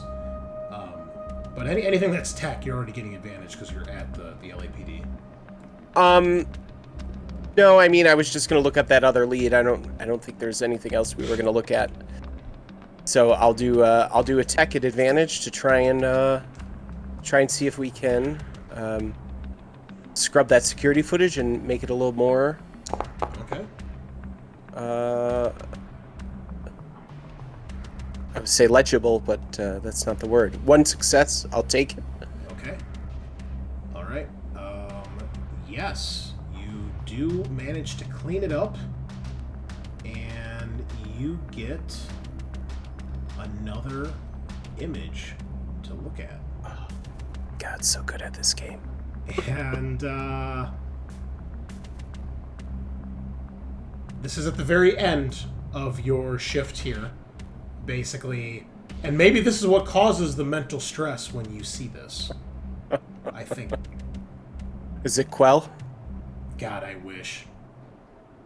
Dude. Quell with the owl. I'm like, I knew it! And then my brain explodes. Yeah. Wow. All right, well, there's a face on that guy. That's definitely a person. Is that... yeah, I mean, like, Well- is it supposed to be Ellis Vale? I don't think so. No. But well, we got our perp. And I messaged that to the guys before my head explodes. Well, before you do that, before you're able to message it, or maybe you message, I got him, right? And then, got him! And then you shut down. So after this, we go to result number 2, which is... Time to die. Time to die. You lose the will to live and simply collapse on the ground. You just can't force yourself to do anything at all, even to the point of putting your own life in jeopardy due to your inaction. Jesus, this game is too realistic, Chris. So, and we're about to take our break here, so, does anybody recognize this person or have an idea who this might be? Oh, if I see the photo, I would accuse McCoy immediately. All right. Well, this is at the end of the shift, so we'll assume maybe she sends it. I think it's more interesting that she says I got him, and you guys don't get a message, and then find out later. But yes, you realize, Violet, that looks like McCoy to you. Holy shit. And that is where we'll take our break. So, we'll go to the break screen here, grab some Dr. Pepper, and you guys will find Violet collapse on the floor next shift. When half of you have to go take a break anyway, so you guys won't find her for another shift. Oh, God. Man, That's okay. We're all getting some rest. Just Yeah. some of us more comfortably than others. oh no, Violet's not answering her Kia. Do we have another kidnapped replicant? Yeah. Oh my God, amazing. All right, we'll be back in a few minutes, folks. All right, BRB. Sure. That and that. Okay, I think we're back. Vanilla, hello. Thank you for joining us. What's up, Vanilla? Want to play Dead by Daylight when we're done? The answer is yes. Okay, we're back. We have delicious Dr. Pepper, and we have a critically stressed out Violet, who has just realized that she has found evidence that seems to point to Ray McCoy being the one to have broken into Emil's place and stolen Tyrell's owl Eden. This revelation shatters your mind, and it just all kind of hits you at once. You're like, you know, what's the point, man? Like, these old ass Blade Runners who are prejudiced to replicants, they're never gonna change. You heard Bantov telling you the guy went nuts and was smashing up this lady's place just because she wouldn't give any information. And then you see this, and it's just like, it's too much, man. And you literally just, like, collapse to the ground. You fall out of the seat, hit the ground, and probably a few other officers in the area, or when someone comes by the desk you're at, you know, they check on you. But that's all towards the end of the shift. we have to rewind a couple hours as we zoom in on what everyone else is doing before they get a text that's like, I got him! And no explanation as to what the hell that means. So, also, we do have to do one thing here, Tyler. So, when you... Well, not yet, but once you when you are broken by stress, so you can do this now, you must roll your base dice for empathy. If you roll a 1, you permanently lose a point of resolve. Oof. And if you ever lose all your resolve, it's like every other game, your character's unfit to continue. So I just roll at disadvantage because it's roll normally, I think. Correct. Okay. Ooh, okay, but you're fine. All right. All right. Meanwhile, let's roll a d3 and see who's going to go next here. Garrick, you are returning to the Bright Eyes Beauty Salon, if I recall. Correct. All right. We'll switch this back up. Go here.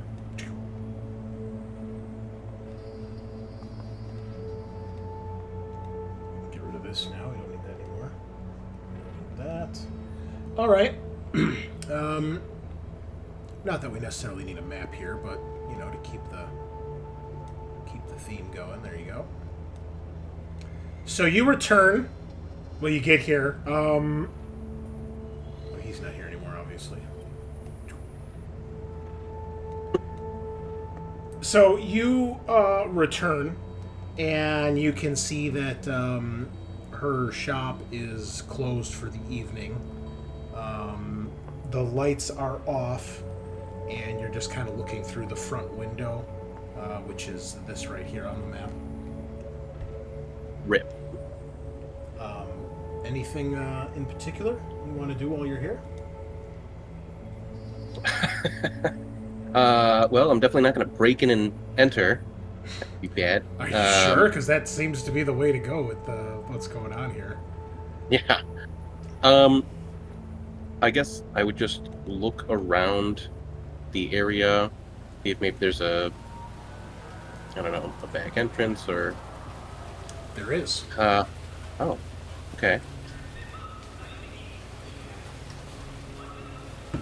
Oh, great.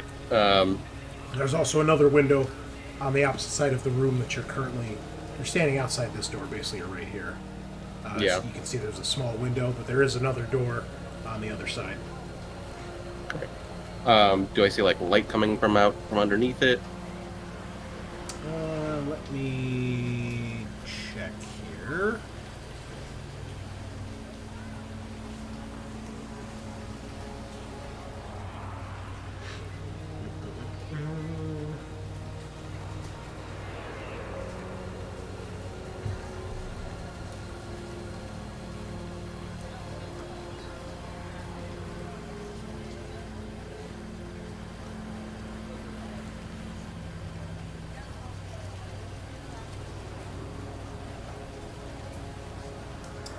You do see lights on, and you do at one point, you see the woman that you know is Serafina. She walks into that main area. It looks like she's cleaning up the mess that you're presuming is the mess that Bantov told you about that McCoy caused. You can see she's got a broom and she's sweeping up some shattered glass. Yeah, I'll just, knock on the door and see if I can get her attention. Yeah, she looks up. And she kind of looks around for a moment, and then she goes over towards the door, and she doesn't open it, but you could probably hear her through the glass. It's not a massive door or anything like that. Okay. Ask you what you want. Hi, yeah, I'm trying to find my friend. I haven't heard from him in a couple days, and he had some note on his desk at work that he was going to come here. I'll just show her his photo. Have you seen this guy before? Who are you showing her? Ellis Vale's face. A picture of Ellis Vale. She looks at it. She's like, "No, sorry, don't recognize him. Does it seem like she's being truthful? Give me an insight." Sure. Ooh. 3 successes. Oh. Yeah, you don't think she's lying. Okay. Damn. Well, this is a bust.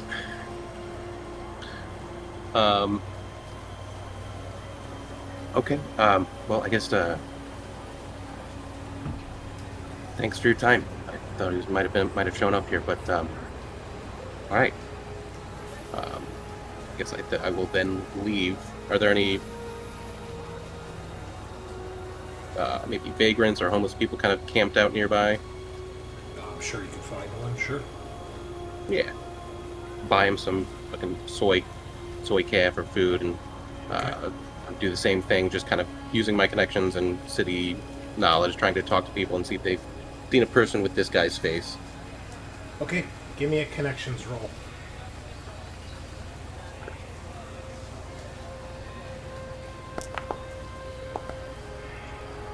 I'll push.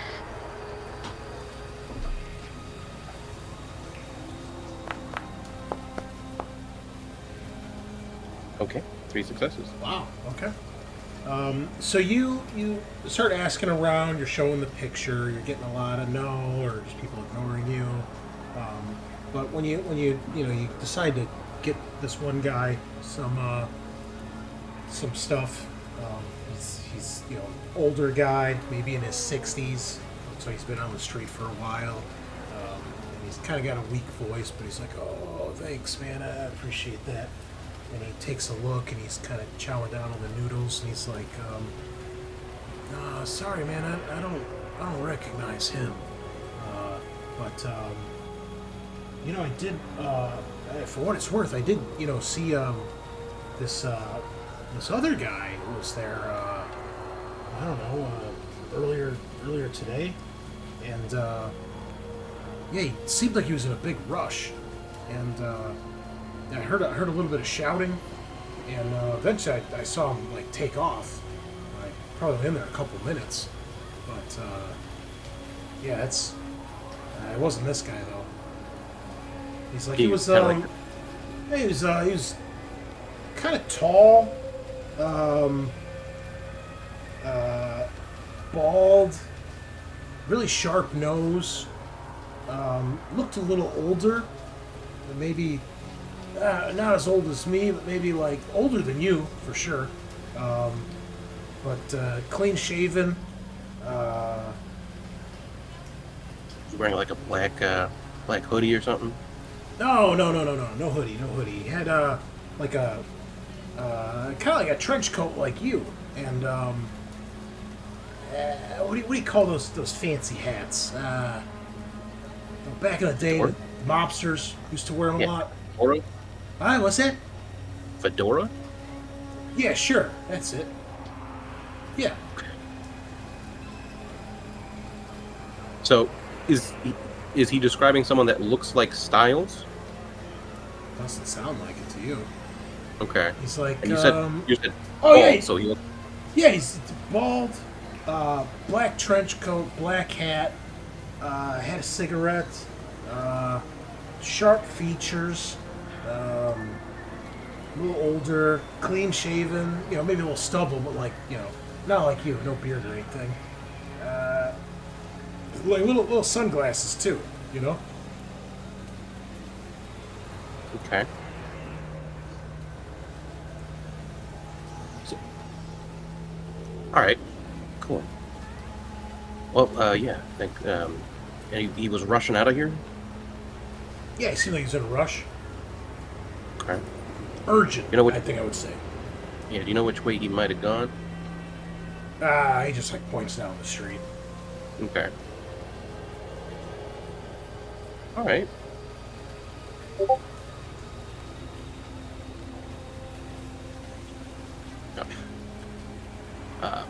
Yeah, I guess I will go back to Seraphine, Okay. And now I will have to be a Blade Runner. And he said that this happened earlier today. Yes. Okay. Yeah, so I'll wrap my knuckles on the door again, Okay. and I will show her my Blade Runner badge once she comes up to the door. Yeah, when you knock, like, she looks up and she's kind of like does like one of these with her arms, like, oh, what the fuck? And then you show the badge and she looks and you see like this cross of like obviously a heavy sigh and like rolling her eyes. And she comes over to the door and she opens it and she's like, "What do you want? I've had enough of the LAPD tonight. You come to smash some shit up too?" Nope. I'm super duper sorry for whatever that guy did.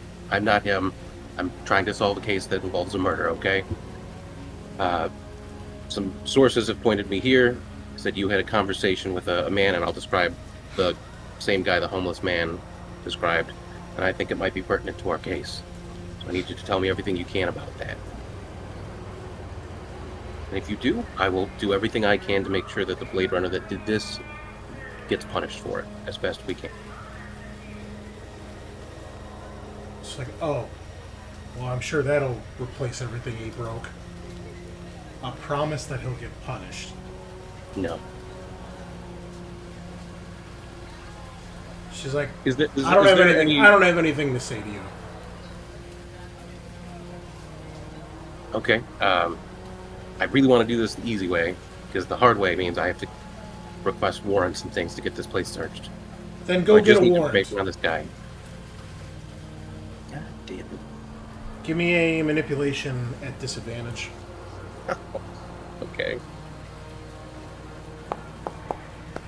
Oh my Wow. god, you are so good at this. That is really lucky. Let me see what her manipulation is here. Or I'm sorry, her insight. It's not bad.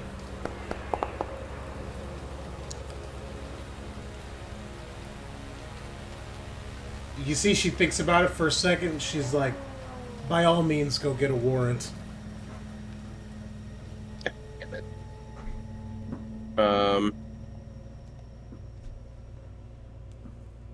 Do I know like how much it would cost to like replace some of this stuff? Well, Like gameplay? one thing you see that's smashed on the ground, it appears like it was probably some sort of jar. And you see some somewhat familiar looking blue butterflies on the floor. Okay.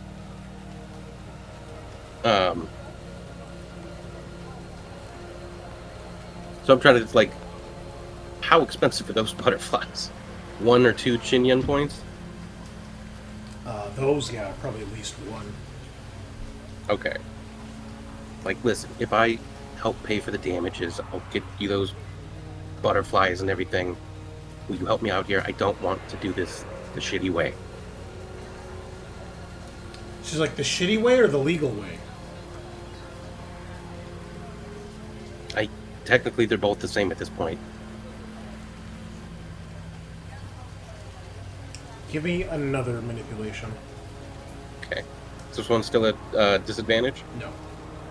Okay. It will still be opposed, though. Ooh. Do you want to push that? Yeah. I mean, I can. If I get lucky, I can get 2 again, or at least 1.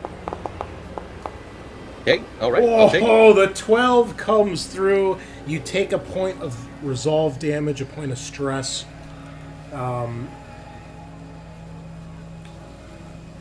She says it's going to take a lot more than that to replace everything. So, like, those were a gift. It's not just the money. It's the sentimental value here. Yeah. I understand. She's like, clearly not. Right. It's not obviously happened to me, but like, I understand losing things is never easy. She won that. She won that roll. Yeah. So. All right. Then I guess we're out of luck here. All right. Well, thank you for your time, and I will leave. You hear her like slam the door shut and lock it. God damn it, McCoy. Man, you tried, Garrick. I was rooting for you there. Two doubles on 2 separate rolls, but she rolled 3 both times. Damn. Yeah. It's rough. Oh well. Oh well. But, yeah, I mean, we have another use of the Esper Wall, so I'll find out some way. More importantly, a point of stress. Yeah. Lost the resolve. Bullshit. Anything else you want to do while you're out here? I will just kind of hit the towns and kind of investigate, see if anyone's seen, like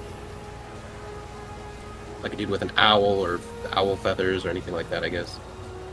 Okay, give me another connections roll.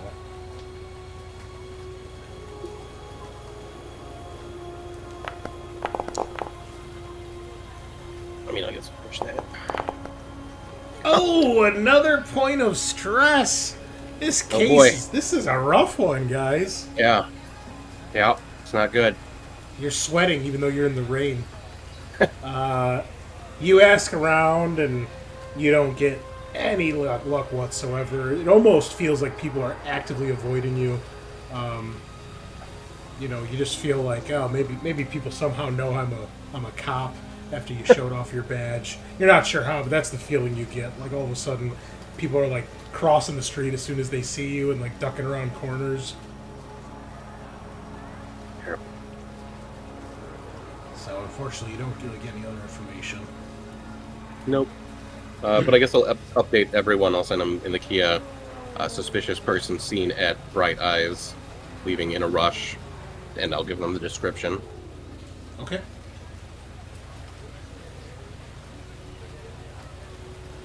Also, Yeah, that'll be it for me, I guess. Yeah. I need everyone, when they saw the image of the 6 people at the hotel, if you could all please give me a insight roll. Okay.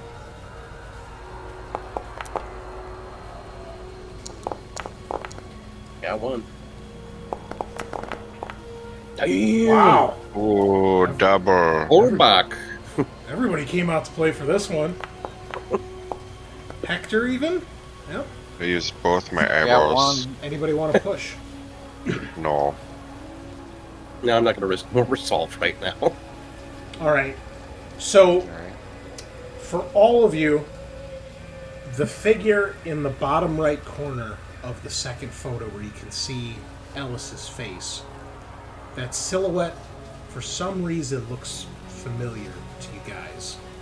And for Silas and Violet, you swear you know who it is, but you can't, like, place it. Yeah, it's fucking Quell. You're saying bottom right, like the 130? Don't play. I know it's Yes. that bitch. I know it's that bitch. Bottom right, 130. The one standing behind the one with the owl? Yeah. Ah. Yeah, you know the Quell-shaped outline. That's her. Yeah, totally. Is that what that is? Looks more like a. Who's the like squat guy from from Popeye? Popeye? No, the hamburger. Oh, the hamburger dude. Yeah. I would gladly pay you Tuesday for hamburger today. That dude. Oh no, I don't know his name. It's Varys. That's who it is. Oh, dude, it's totally Varys. Looks like Hitchcock. I think it looks like maybe... Good evening. Ah, yes. That's a good pull. Yeah. Especially for Silas and Violet. Eerily familiar. Eerily familiar, but you can't quite place it. So, let us go to Hector. You're going to try to track down Styles. How do you do that, and where do you go? What do you do? That's a good question. I guess. don't know if we had a regular sort of line of communications or anything like that. Well, you're. But if we did, that'd be my first attempt. It's just a pinging. You probably don't have like a phone number or anything like that at this point. Why don't you just make a connections roll? You might have a couple different ways to get a hold of them, so. Got a 2 on that one? Okay. Yeah, so you know one of the best ways is to either contact the Aurelian, or maybe there's a couple different places you can go to that you know, like I can, talk to him. But yeah, you're able to get a hold of him, and you can set up a meeting, to meet him at one of the usual spots that you guys meet up at. Okay. That sounds good for a So- quick chat. Yeah, you're out in the rain somewhere near Animoid Row. Gives you a weird feeling being out here, considering the last time you were abducted by this very man. But you see the usual silhouette. He's got his hoodie up, standing there in the rain, near like the corner by like a Metro cab stop. He sees you come by. Long time, Bantov. How you doing, detective? Oh, not too bad. Holding together. The hands feeling right up to snuff, back to where it was back in the day, prior to our, our troubled times. But you're doing a lot better, I'm sure. So all water under the bridge there. He's like, he's got his hands like buried in his pockets. So, what's so important you wanted to talk about? Seemed kind of urgent. Yeah, things are getting a little dicey. We have a case at the LAPD that really, I think, will set replicants back in the public eye and in general quite a ways if we can't get to the bottom of it. Basically, I suppose the short version was somebody had been like a duplicate has been created of one of the what do they call it? One of those Wallace Corporation, just like a regular maintenance guy, has jumped into his boots essentially and started hacking through, trying to collect data and causing all sorts of trouble. And in the course of that, they murdered the guy so that they could get his key card. And it's basically, I was hoping you would maybe be able to tell us, or like speak to whether or not you'd heard any rumors of like duplicate replicants, other the thing was that he had no identification, so we don't know where this character came from. He's a bad actor, and we think there's likely more of them, and we need to shut things down, or it's gonna get really ugly. Okay. Well, I mean, I have heard that there's a new group of replicants in town, kind of on the scene. Heard different things, causing some trouble. Don't know for sure. I mean, I haven't met him myself, but it's kind of the word on the street, as they say.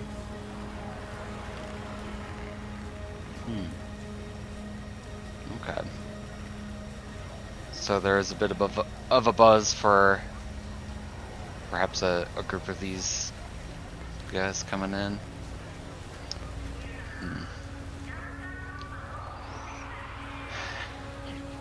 tough to say how many of them there are. Hope that it's not an epidemic. He's like, well, what do you think it is? What do you mean when you say duplicates? That can mean a lot of things when it comes to us. Yeah, I guess we don't have a good timeline yet, but it didn't seem like somebody that would necessarily... I guess he did work for Wallace Corporation. Maybe they, like, got a read of him somehow, and now Hector, like, stands off in the corner of, like, is it a rogue operation, or how is this possible? But then he snaps back into it, and it's like, well, regardless of how they potentially took a duplicate of this guy, yeah, like, you know, the people can take a template of a normal person or a human person, and that's sort of the source of a replicant in many situations. So it's perhaps not that unusual. It's just like how the timeline works is kind of off. Well, I guess He's like, well, what do you maybe mean? maybe we don't need to dwell on that too much. If you don't know more than rumors about such characters, maybe you could tell me more about the beauty parlor out in where were we? Sector Bright 4 Eyes or Beauty 5, Salon. depending on which handout we're looking at. Bright Eyes is in Yeah. Sector 1. Bright Eyes, whatever. Yeah. Yeah, okay. Give me a manipulation roll, please. Alrighty. That's a brick. I'm gonna go ahead and push that. It's doing it. It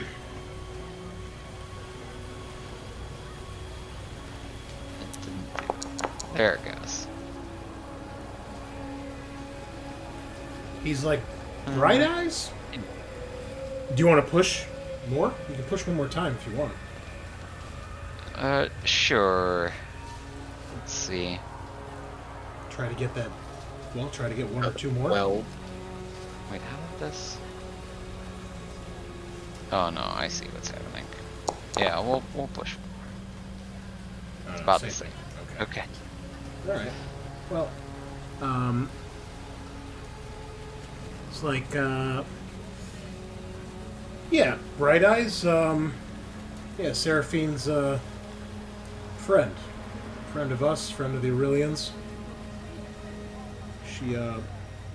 He's given her some of the butterflies that he makes.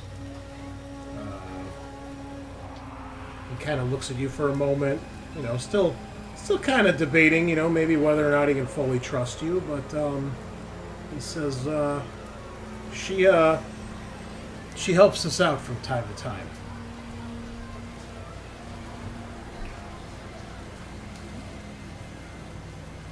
Helps out in sort of the travel sense, or I guess intertrade of cosmetics and. Yeah, she uses her skills. Sometimes goes hand in hand in what we're doing.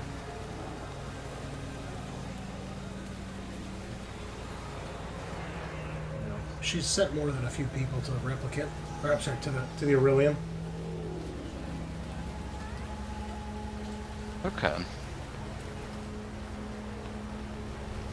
Yeah, we had been pointed their way by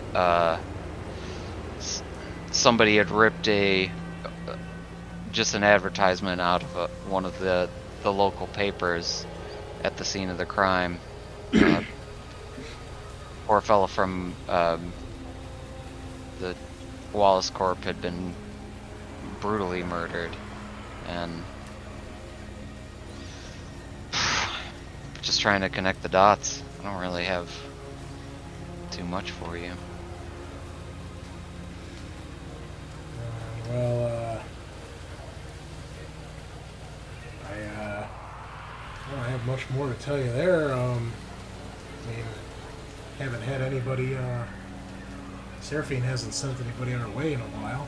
It's really not like the last couple days, so I don't know what to tell you there. Oh. Okay. Well, I wonder who came in to visit her then. I guess if it's not somebody who's trying to like get out of LA or anything like that. I'm not sure what their MO would be. He's like, did you talk to her before coming to me? You said you had a lead that led you there, so what happened? Hector lets out a deep sigh and is like, it's complicated. We've been put on the force with, or put on this case trying to work with, I hope you haven't had too many run-ins with the Blade Runner McCoy. He's an absolute maniac. Oh, that fucking guy? Yeah. Yeah, I know McCoy. You can see his mood instantly sours when you bring up his name. Yeah. That's, I think, his effect on people. And as such, she really wasn't too amicable to share any details, and I don't blame her. She absolutely shouldn't have in that context. So He's well, like, did he hurt her? No, I think he was just wrecking the place up. We'll try to take care of things internally, but no, I guess. He like, at least kinda, in that, he kind of like cuts you off. He's like, "Are you fucking serious? He's messed up her place." Yeah.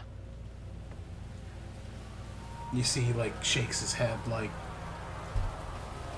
"Fuck, man, what are you guys gonna do about it?" Well, he's a total dirtbag, so we're gonna stick it to him. But it's gonna take more than the one shift that I've had since it's happened.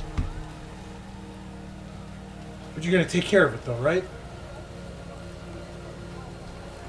I'll do my best. If I've learned anything working at the LAPD, it's a fucking mess. He kind of looks you up and down for a moment, and he's like, "Yeah, I get it." He's like, "But yeah, man, if we could do something, man, she don't deserve that, you know." God, yeah, you're right. Well, I appreciate the chat. Yeah, man, I'll maybe.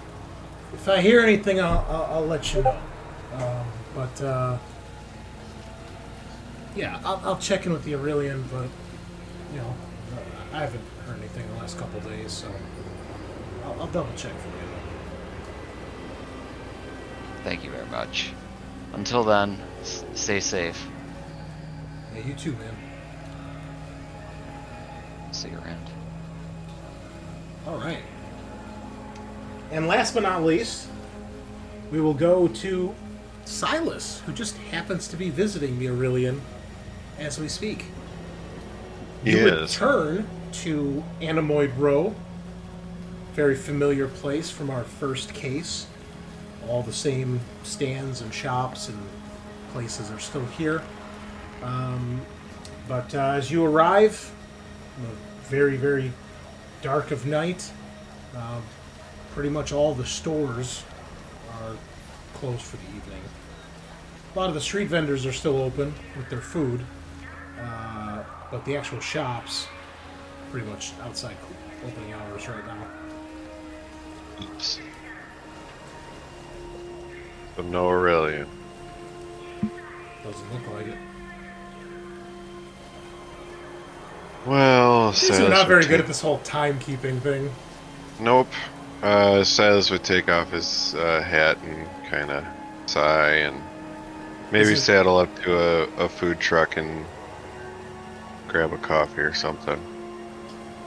Ask if he'd seen if the Aurelian had just closed up or not. Another coffee right after the previous shift of having coffee at a noodle shop. You bet. This is exactly what happened last time you guys came here. I think Tyler came by Weird. himself and it was all closed up. I think so, yeah. Yeah, he's like, oh no, you've been closed for a couple hours. Cool. Like, yeah, the guy's like 80. He's not up this late. That's very true. Alright. Shit. Can I just do a quick peek in through the window? Sure. See if anything is amiss, if I see an owl. You do not see an owl. You see the shop pretty much unchanged from the last time you guys were here. I don't know if Silas was actually here. I don't think he actually was. But you had enough descriptions and pictures from the rest of the team that, nothing looks out of place. Obviously, probably some new stock that he's sold and made new stuff for. But other than that, nothing out of the ordinary. Alright.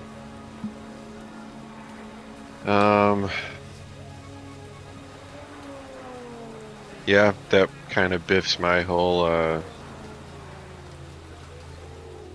idea. So I guess back to this. Well, no, this is my fourth shift? This is everybody's third shift working. Okay.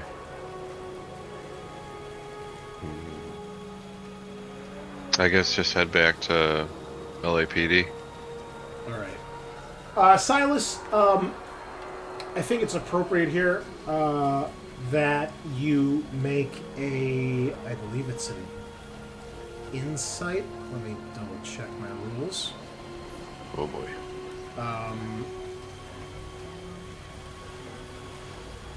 Because I'm going to consider this a stressful situation where you might take some stress because you're the veteran here. You guys have made the same mistake 2 cases in a row. And you're like, fuck, why am I even here? What was I thinking? I'd only be stress 1, so make an insight test. You just need 1 success to cancel this out. Otherwise, take a point of stress. Okay. All right. Okay. You're like, fuck, rookie mistake. Yeah. So you hop back in the spinner. And as you do, you get a message. You all, at this point, towards the end, as you're walking away from Styles, Bantov, Johnson, you're getting done checking out Sector 1, and Silas, you're leaving Animoid Row. You get this message from Violet that says, I got him. And then there's no follow-up text to that.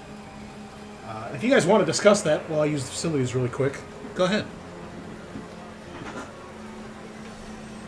I would call Violet, ring, ring, ring, ring, ring, ring, ring, ring. Oh yeah. Immediately. I don't know if I also got at this point, so let's say no one picks up. I think the interpretation is, right as you send I got him, your brain explodes. Yeah. Yeah, I'm like, all right, she's not answering. Did she throw her phone away right after sending that text? I hate it when people do that. Girls do that a lot of times, seems. I have some guy friends who will do that. Like, oh, hey, bro, how you doing? Blah, blah, blah. Want to do something? I'm like, oh, yeah. Hey, bro, spreading democracy tonight? Bro? Democracy? Liberty? Are we managing our democracy? Because we should be.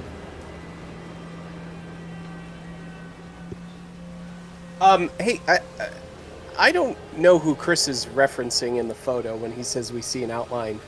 Can you... Was he talking about the photo of McCoy? It's the second zoomed in photo where Vale is looking at you at the camera. Uh-huh. Right. And then the bottom right, there's kind of like a portly, bald looking dude.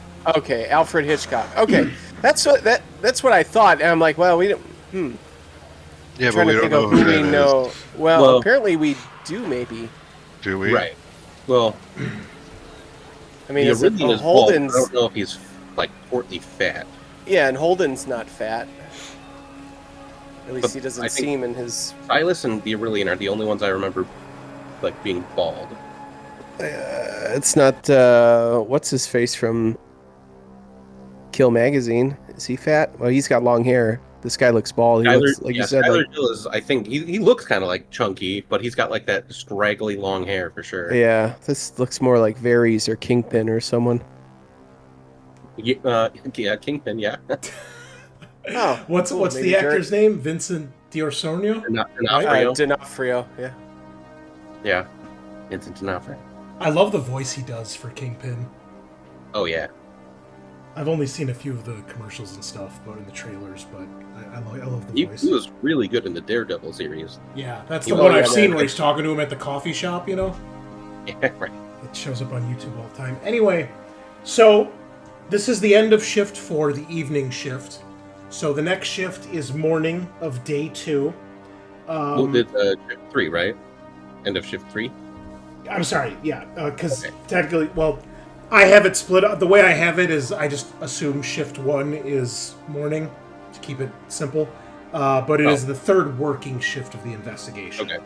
So we're going into shift number 4, which means if you do not have the married to the job talent, if you don't take downtime, you will take a point of stress.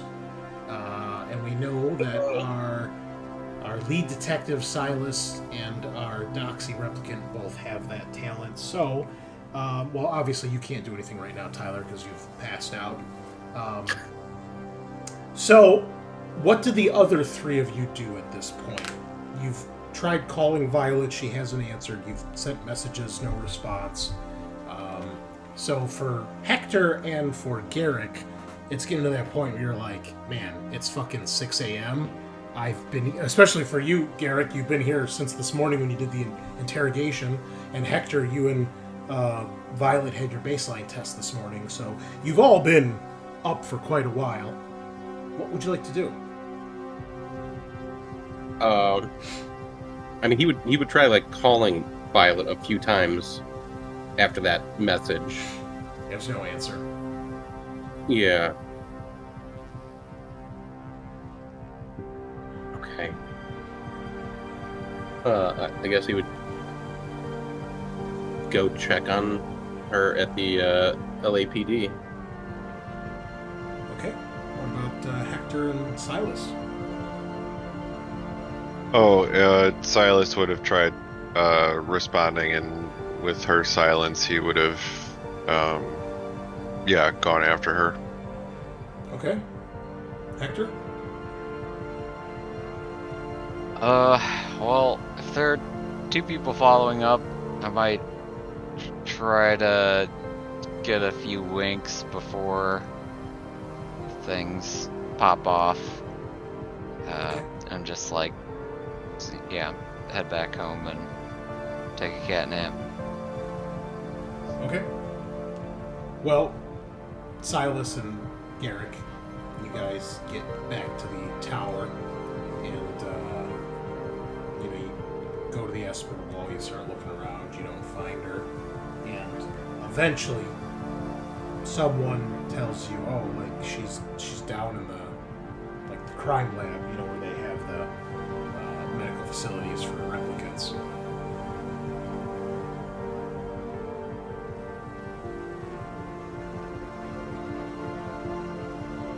Okay. I guess I'll go to the crime lab where they have medical facilities for replicants. You don't have to. It's up to you. He's like now. Garrick's like kind of like worried because he mentioned they have medical facilities for replicants. Well, that's me telling you guys that. That's You guys okay. know. But like, oh yeah, they brought her down there. All right. What do you mean they brought her down there? He's just like, oh, cool, and leaves. Exactly. Where are you going? Yeah. Sounds good. I He's hate like, these fucking NPCs. he's like, didn't you hear? She they found her fucking passed out. No, I did not hear, which is why I am asking you. Thank you. I will then go down to check on her. Okay. Silas, I assume you join him as well? Oh yeah, yeah. Okay. So you get there, and as always, you know, there are people here burning the midnight oil, and Coco is, looks like he's filling out a report right now, and there's a bit of a commotion here, and you can see in one of the other rooms nearby, you can see Violet laid out on one of the, like, you know, medical gurneys or tables or whatever, and they're obviously, like, checking on her.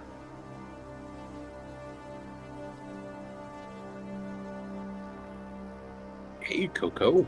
What, He turns and he sees you. He's like, Johnson, Holbach. We found her collapsed near the Esper wall. She's Wow. unresponsive right now. I think she's had kind of a mental overload. I think maybe this case is getting to her. Do you know the last time she slept? no. No. And, you know, you guys could go in there and, you know, be in the room. And, like, you know, he lifts her eyelids. He's shining the light in there. He's, like, checking her pulse and, you know, stuff like that. And he's like, I know she's been through a lot with the adoption and everything. But, yeah, she's out cold right now.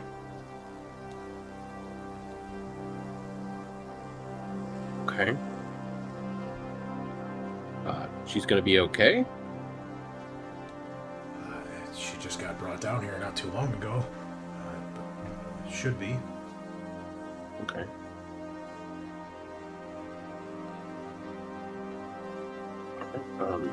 Well, yeah, definitely take care of her. Thanks, Coco.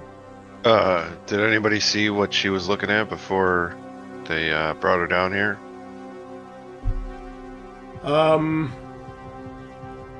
He's like, I'm not sure, but I'm sure you can talk to one of the techs and find out.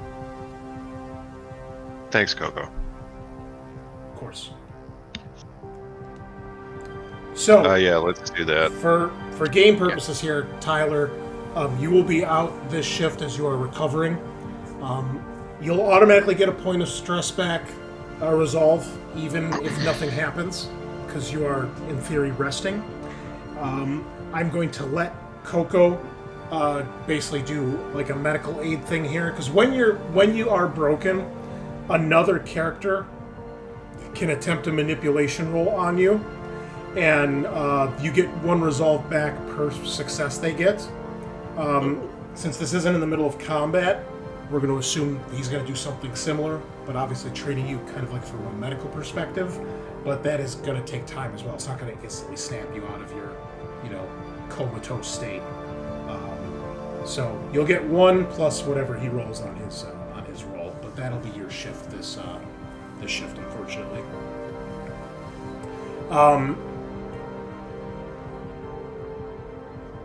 Silas and Johnson, you guys go to the lab, or to the Esper wall, and one of you, the other one can assist here. One of you, please give me a connections roll. Okay. My connections are pretty good. How about yours? I'm not bad, but we can go with you. Okay. And what does an assist do in this game? I forget. The assisting player adds their skill dice to your roll. So that's a C. Okay, That's a D8. D8. Okay, so add 8. Roll. It is not letting me roll. Do that shit. I guess you can't make the roll then. The only one that's not grayed out is advantage. Because there's 3 dice. Yeah.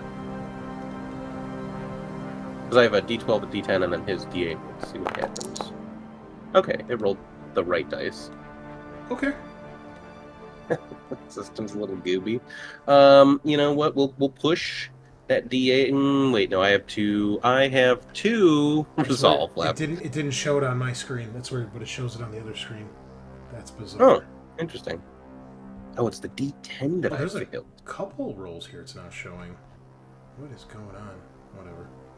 Okay. Only a 10% chance of losing a stress. I feel like I'll do this. Oh, big roll. Oh my gosh. Wow. Big ups. So basically, Garrett, what this is for is because even though you're following up on whatever she was accessing, the Esper wall is still like restricted. Actively. Right? Yeah, okay, yeah. So you are able to get access to it without having to spend a promotion point here. Nice.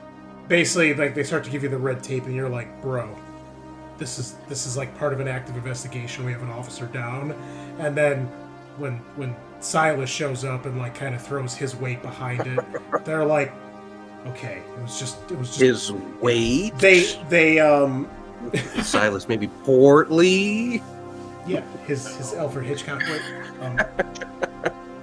So they let you review it, but someone observes you guys and kind of monitors you while you do this. But Sure. know the tech maybe does it for you guys and like kind of follows up, and they like give you the login and stuff, and you see that picture of Runsiders with McCoy holding the owl. Huh. And I think the two of you should make a stress roll here as well when you see that. No. This is going to be a stress 2 event. So make an insight. You got to get 2 successes here. We might have 2 broken detectives right now. Insight. Oh, Got him. Got him. Oh, we're so Three, good at Silas this. with 2. Nice. Very well done. Figures. Yeah. I have some concerns.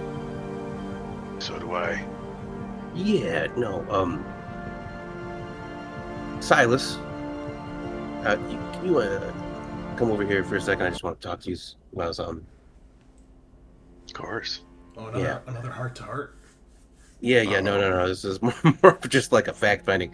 So, I went to that Bright Eyes, talked to the woman there, and kind of talked to a bunch of people around the area. One guy described a man who looks pretty close to you, almost to the T. You know, the black jacket, the fedora, bald, sunglasses. Going and talking to her earlier today, and then hurriedly running away. Were you there? No. Okay, and then I will obviously incite him. Okay.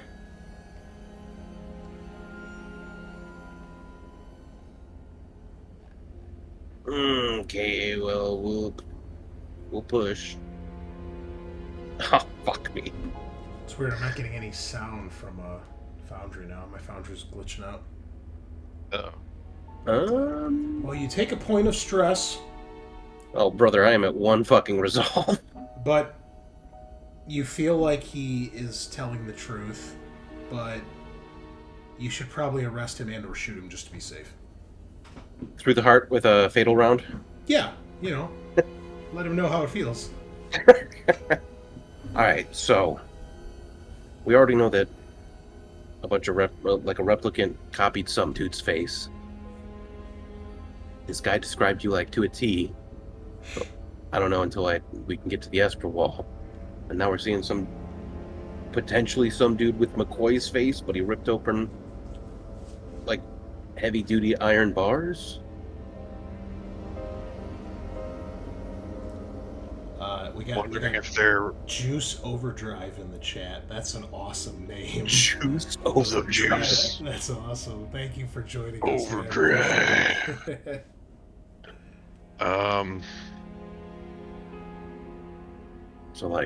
So I wonder if they're replacing people committing crimes and then trying to make sure that their tracks are covered. Maybe, but someone is able to copy faces, and I mean, at least in case of McCoy and Vale, put them on replicants strong enough to rip open doors and iron bars. But we definitely need to check to confirm on that wall that the person that left a few hours ago, maybe midday-ish around for Bright Eyes, looked like you. Because if they did, there's a big issue. They could still have your face and they could be committing crimes, right? Well, let's look then. Right now? Well, Yeah.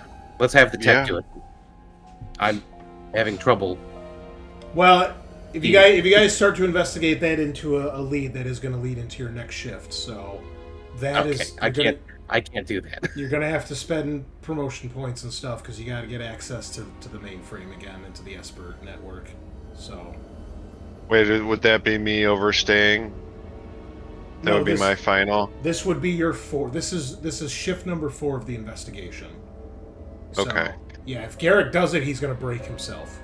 Yeah, I'm obviously going home after Which this is and passing I out. mean, that's a pretty hardcore way. Just work yourself to death. That'd be pretty cool. Yeah. Well, so I can do it though. Yeah, sure. You can do whatever you put your mind to, man. Thanks, man. You got the stress to do it. I'm just saying, Thanks, we need to check that out. Yeah. Let's check it out. And it's- then it's Esper Wall. Time is of the essence, so maybe you should stay. Okay. we need to be worried about fucking replicants running around with our faces. How they So get your face. I'm looking up this guy. What am I doing? What do you, I don't know. Bye. Yeah. you would use the Esper wall to scope out Bright Eyes during this last day and try to find when the guy who matches your description is leaving, so you can get a beat on his face. Okay. Let's And do if that. if you're suddenly horrified by the fact that you were at Bright Eyes and didn't know it, then we know we have a problem, right? Please tell me. Sure. If you suspect So- that you committed a crime, please let me know. Please turn yourself in. Oh no, it was me all along. Okay, yeah. So let's scope out this dude that supposedly looks like me, coming out of Bright Eyes. What if it turns out Silas shot himself in the beginning of this scenario? How? The Inception. Morbius strip. Yeah, This dude. is This is a game within a game. Everything This is turns in and on itself. Blade Runner Tenet crossover. Oh man. Okay, I so knew Nolan directed this.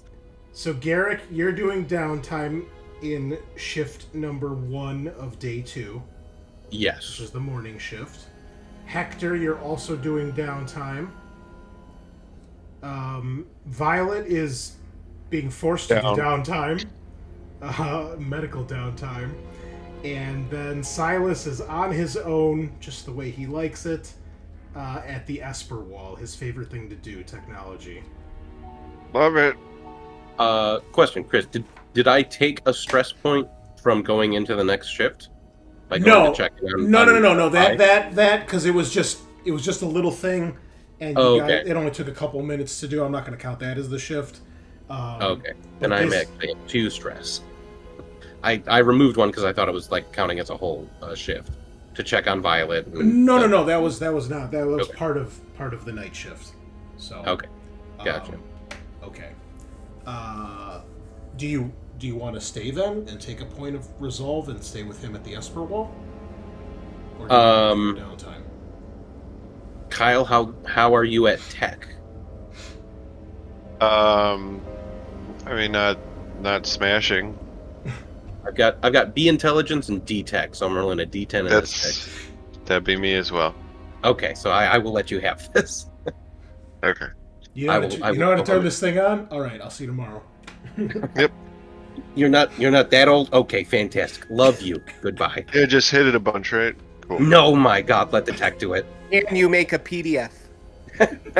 Can you rotate a PDF? Okay, I thought so. What was what are those insurance? Was the insurance commercials right? Becoming your parents. Remember those? Oh yeah, the progressive ones. Yeah. Yeah. Did you see the one where he's like, "Okay, the next thing we're gonna do is open a PDF," and everybody's like, "No."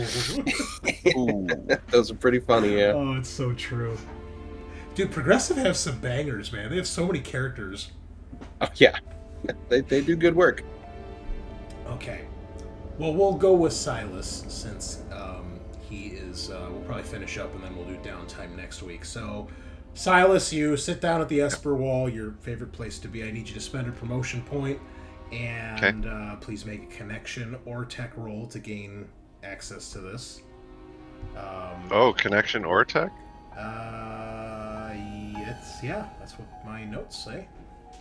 Okay. To gain access, because you have to spend the promotion point, and then you have to convince someone that you are worthy of spending the promotion point. For some fucking reason. That's exactly how it works. Yes. You have to convince someone you're worthy enough to use technology at your job to do your job. So one is okay? It's only one to pay, but you have to make the test then too. Okay.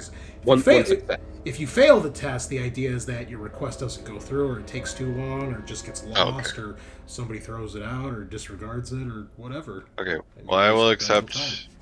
I will accept had a bad this. day and they took it out on you. If you pay double the promotion points, you get advantage on this roll. So if it's really important, just an FYI, if you want to, you can. No. No, just regular. So that I did get one success to connect. You did. Well done. Okay. So, it takes a little while, as it usually does, but nothing too long. And considering you're already here, and you probably give the request to the same tech that just helped you guys out, it's probably a little bit more expedited. So you have access to the Esper Wall. What are you looking for? We're, as Garrick suggested, we are looking, we are watching the Bright Eyes footage to see if the person fitting the description Garrick was told comes out of the shop, so we can get a better look at them. All right. Please give me a tech roll at advantage. I believe in you. As you start sifting through hours and hours of footage. Okay. Would you like to push? Sure. No? Brother, you tried this last time, right? Oh, yeah. All right, we'll just accept this. You sure? Yes, absolutely. You only got to get one higher on that D6, bro. It's only like a 16% chance. And you could re-roll the D10 and try to get 2 successes there too. You could get 3 successes, man. This is the voice Chris uses when he asks if you want a dark deal. Would you like a dark deal? I already said accept. It's already in there. I can't go back. So that's I'll let you. Nope. I'm that kind of guy. So okay. That's cool. All right. It takes hours. Because you, for some reason, you're not all that great with some of this tech stuff and you hate it. You start like going backwards rather than starting at the start of the day. And so you go backwards, which does mean you do see the person leaving the shop. But eventually when you rewind more, you see around the time of the afternoon shift, which is when you guys started the investigation. That would be your first shift of the investigation, the shift after the interrogation and the briefing. You see someone that looks like your fucking doppelganger.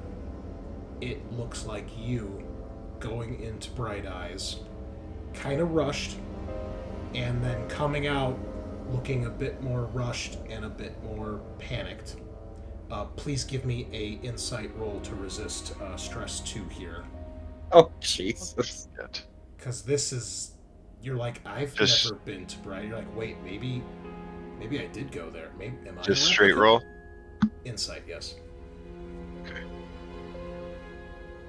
Oh, nope, we're gonna push that. Oh god. Is, Okay. okay. So you still take 2 points of stress damage here. Okay. 1 for the unicorn, and it was a 2 stress event. You resisted 1 stress. Brother, that was the best outcome you could have gotten. If you fucking loved You that. could have gotten Like- 3 stress. Yeah. He could Yeah. have gotten 4, right? If he rolled a 1 on the D8 reroll Yep. and Oh, got yeah. 2 unicorns and 2 stress, Dude. brother, you might have just straight up died. Everyone's like, "What's up with this Esper wall, man? People are just collapsing." Yeah, should check that out. Holy shit, it's cursed. We have a ghost in the machine. Oh, dude. Shit. What's that anime crossover? Ghost in the Shell. Ghost in the Shell, Tenant, Blade Runner crop. Oh man, fantastic. Ghost in the Shell in Inception, Blade Runner crossover. Amazing. Yeah, it freaks you out, Holbach, because you don't remember going to Bright Eyes.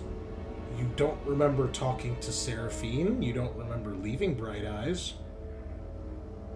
You're pretty sure you didn't do it, but the footage in front of you is saying something else.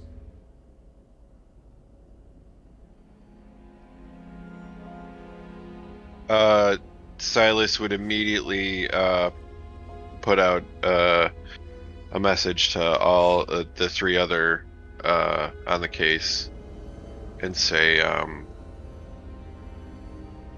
they're putting faces on replicants. They're creating doppelgangers. They're cloning people and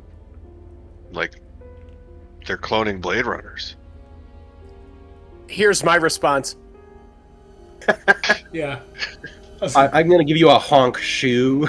Violet, Violet, Violet. Dun dun dun. Wow, Metal Gear added. Yep. Yep. We're doing great, Okay, guys. Silas is like, I call it an APB for myself. Yeah. Shoot on sight, treat like a replicant. Yeah, clearly wrote If you see me, stop me, but not me. All right, Them let's me. do this. You'll see. Sean, high or Yeah. low? It's always high. Okay. Sort of a Nice. Frog, high or low? Sure, hi. Oh, Nailed it. I'm sorry, buddy. So Garrick, you get this message before your downtime starts, so you Okay. can react. We're going to assume by the time Bantov sees it, his downtime has already happened, or he ignores it because he's like, I'm on my fucking break right now. I need to sleep. So, you can respond to this before we call it a night.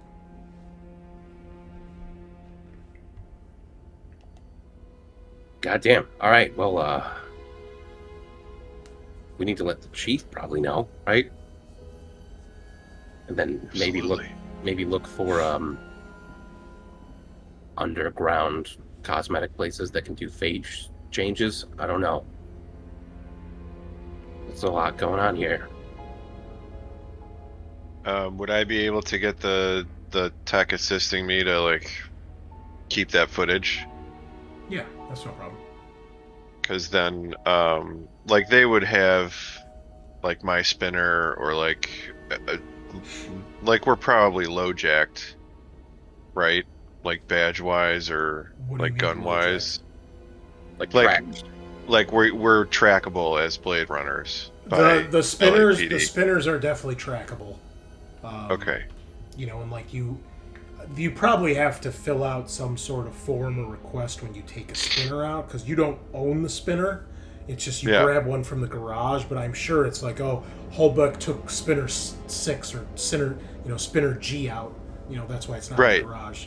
So yeah, I'm sure. Yeah, just to verify that they're, I would have Like an alibi. geolocation alibi when we're looking at this Oh, I fucker that see. looks like me. I Yeah. see. And this was the first shift, so you and Violet went to his home, the Yukon. Yeah. Like you would have been seen there by the. Yeah. Oh my God! Heck, I Tech, saw get you. Get the tech to pull up the Yukon and just like have both footage. Kyle, Yeah. do you remember the what is his fucking name? The guy at the Yukon, Asian guy who runs the place. He was Yeah, looking at you fucking weird, Oh, right? fuck. Because he fucking saw you, but you weren't you. Take another stress attack. No, I'm sorry. Forget it. Son of a What I bitch. said. Oh, it's all coming together. Look at Sean. Keeping My right track. ear starts to bleed. Yeah. Oh, Jesus. Well No. done. Putting the pieces together. So Silas would be like, Garrick, head back there. I have to What? go to bed. No, I have to go to bed. What are you talking about? No, you go to bed, and then when you wake up, go there. I have to go to bed Oh, okay. right now. Passes out immediately. Man. The Esper Wall is the most dangerous opponent Literally in this game. killing all of Yeah. us. Hector learned from last case. You guys can do the tech shit from now on. Have you ever seen the video online of the shitty rotoscoping of somebody like hitting their head on a rock? And it gets replayed over and okay, I'll have to show it to you. That's essentially what just happened. I hit my head on the Esper and fucking Oh my god, hilarious. Okay, well, honk shoe. I think with that revelation, and perhaps cracking the case, is a good place to end for tonight, as the rest of you will be doing some downtime. So, listeners, viewers, thank you for joining us. We had a couple first-time people tonight, so thank you for stopping by. And we will be back next week, same time, same place, as we dive in. Might get finished next week. Might be 4 sessions. Well, I guess 5 sessions like last time. Depends. This is definitely a case that can go shorter if the players really piece things together, but we'll see. We'll see how things go, but we'll dive into some backstory and side story stuff next week as we do our downtime events. So we will be back in the rain-soaked streets of LA. Same time, same place, nighty-night.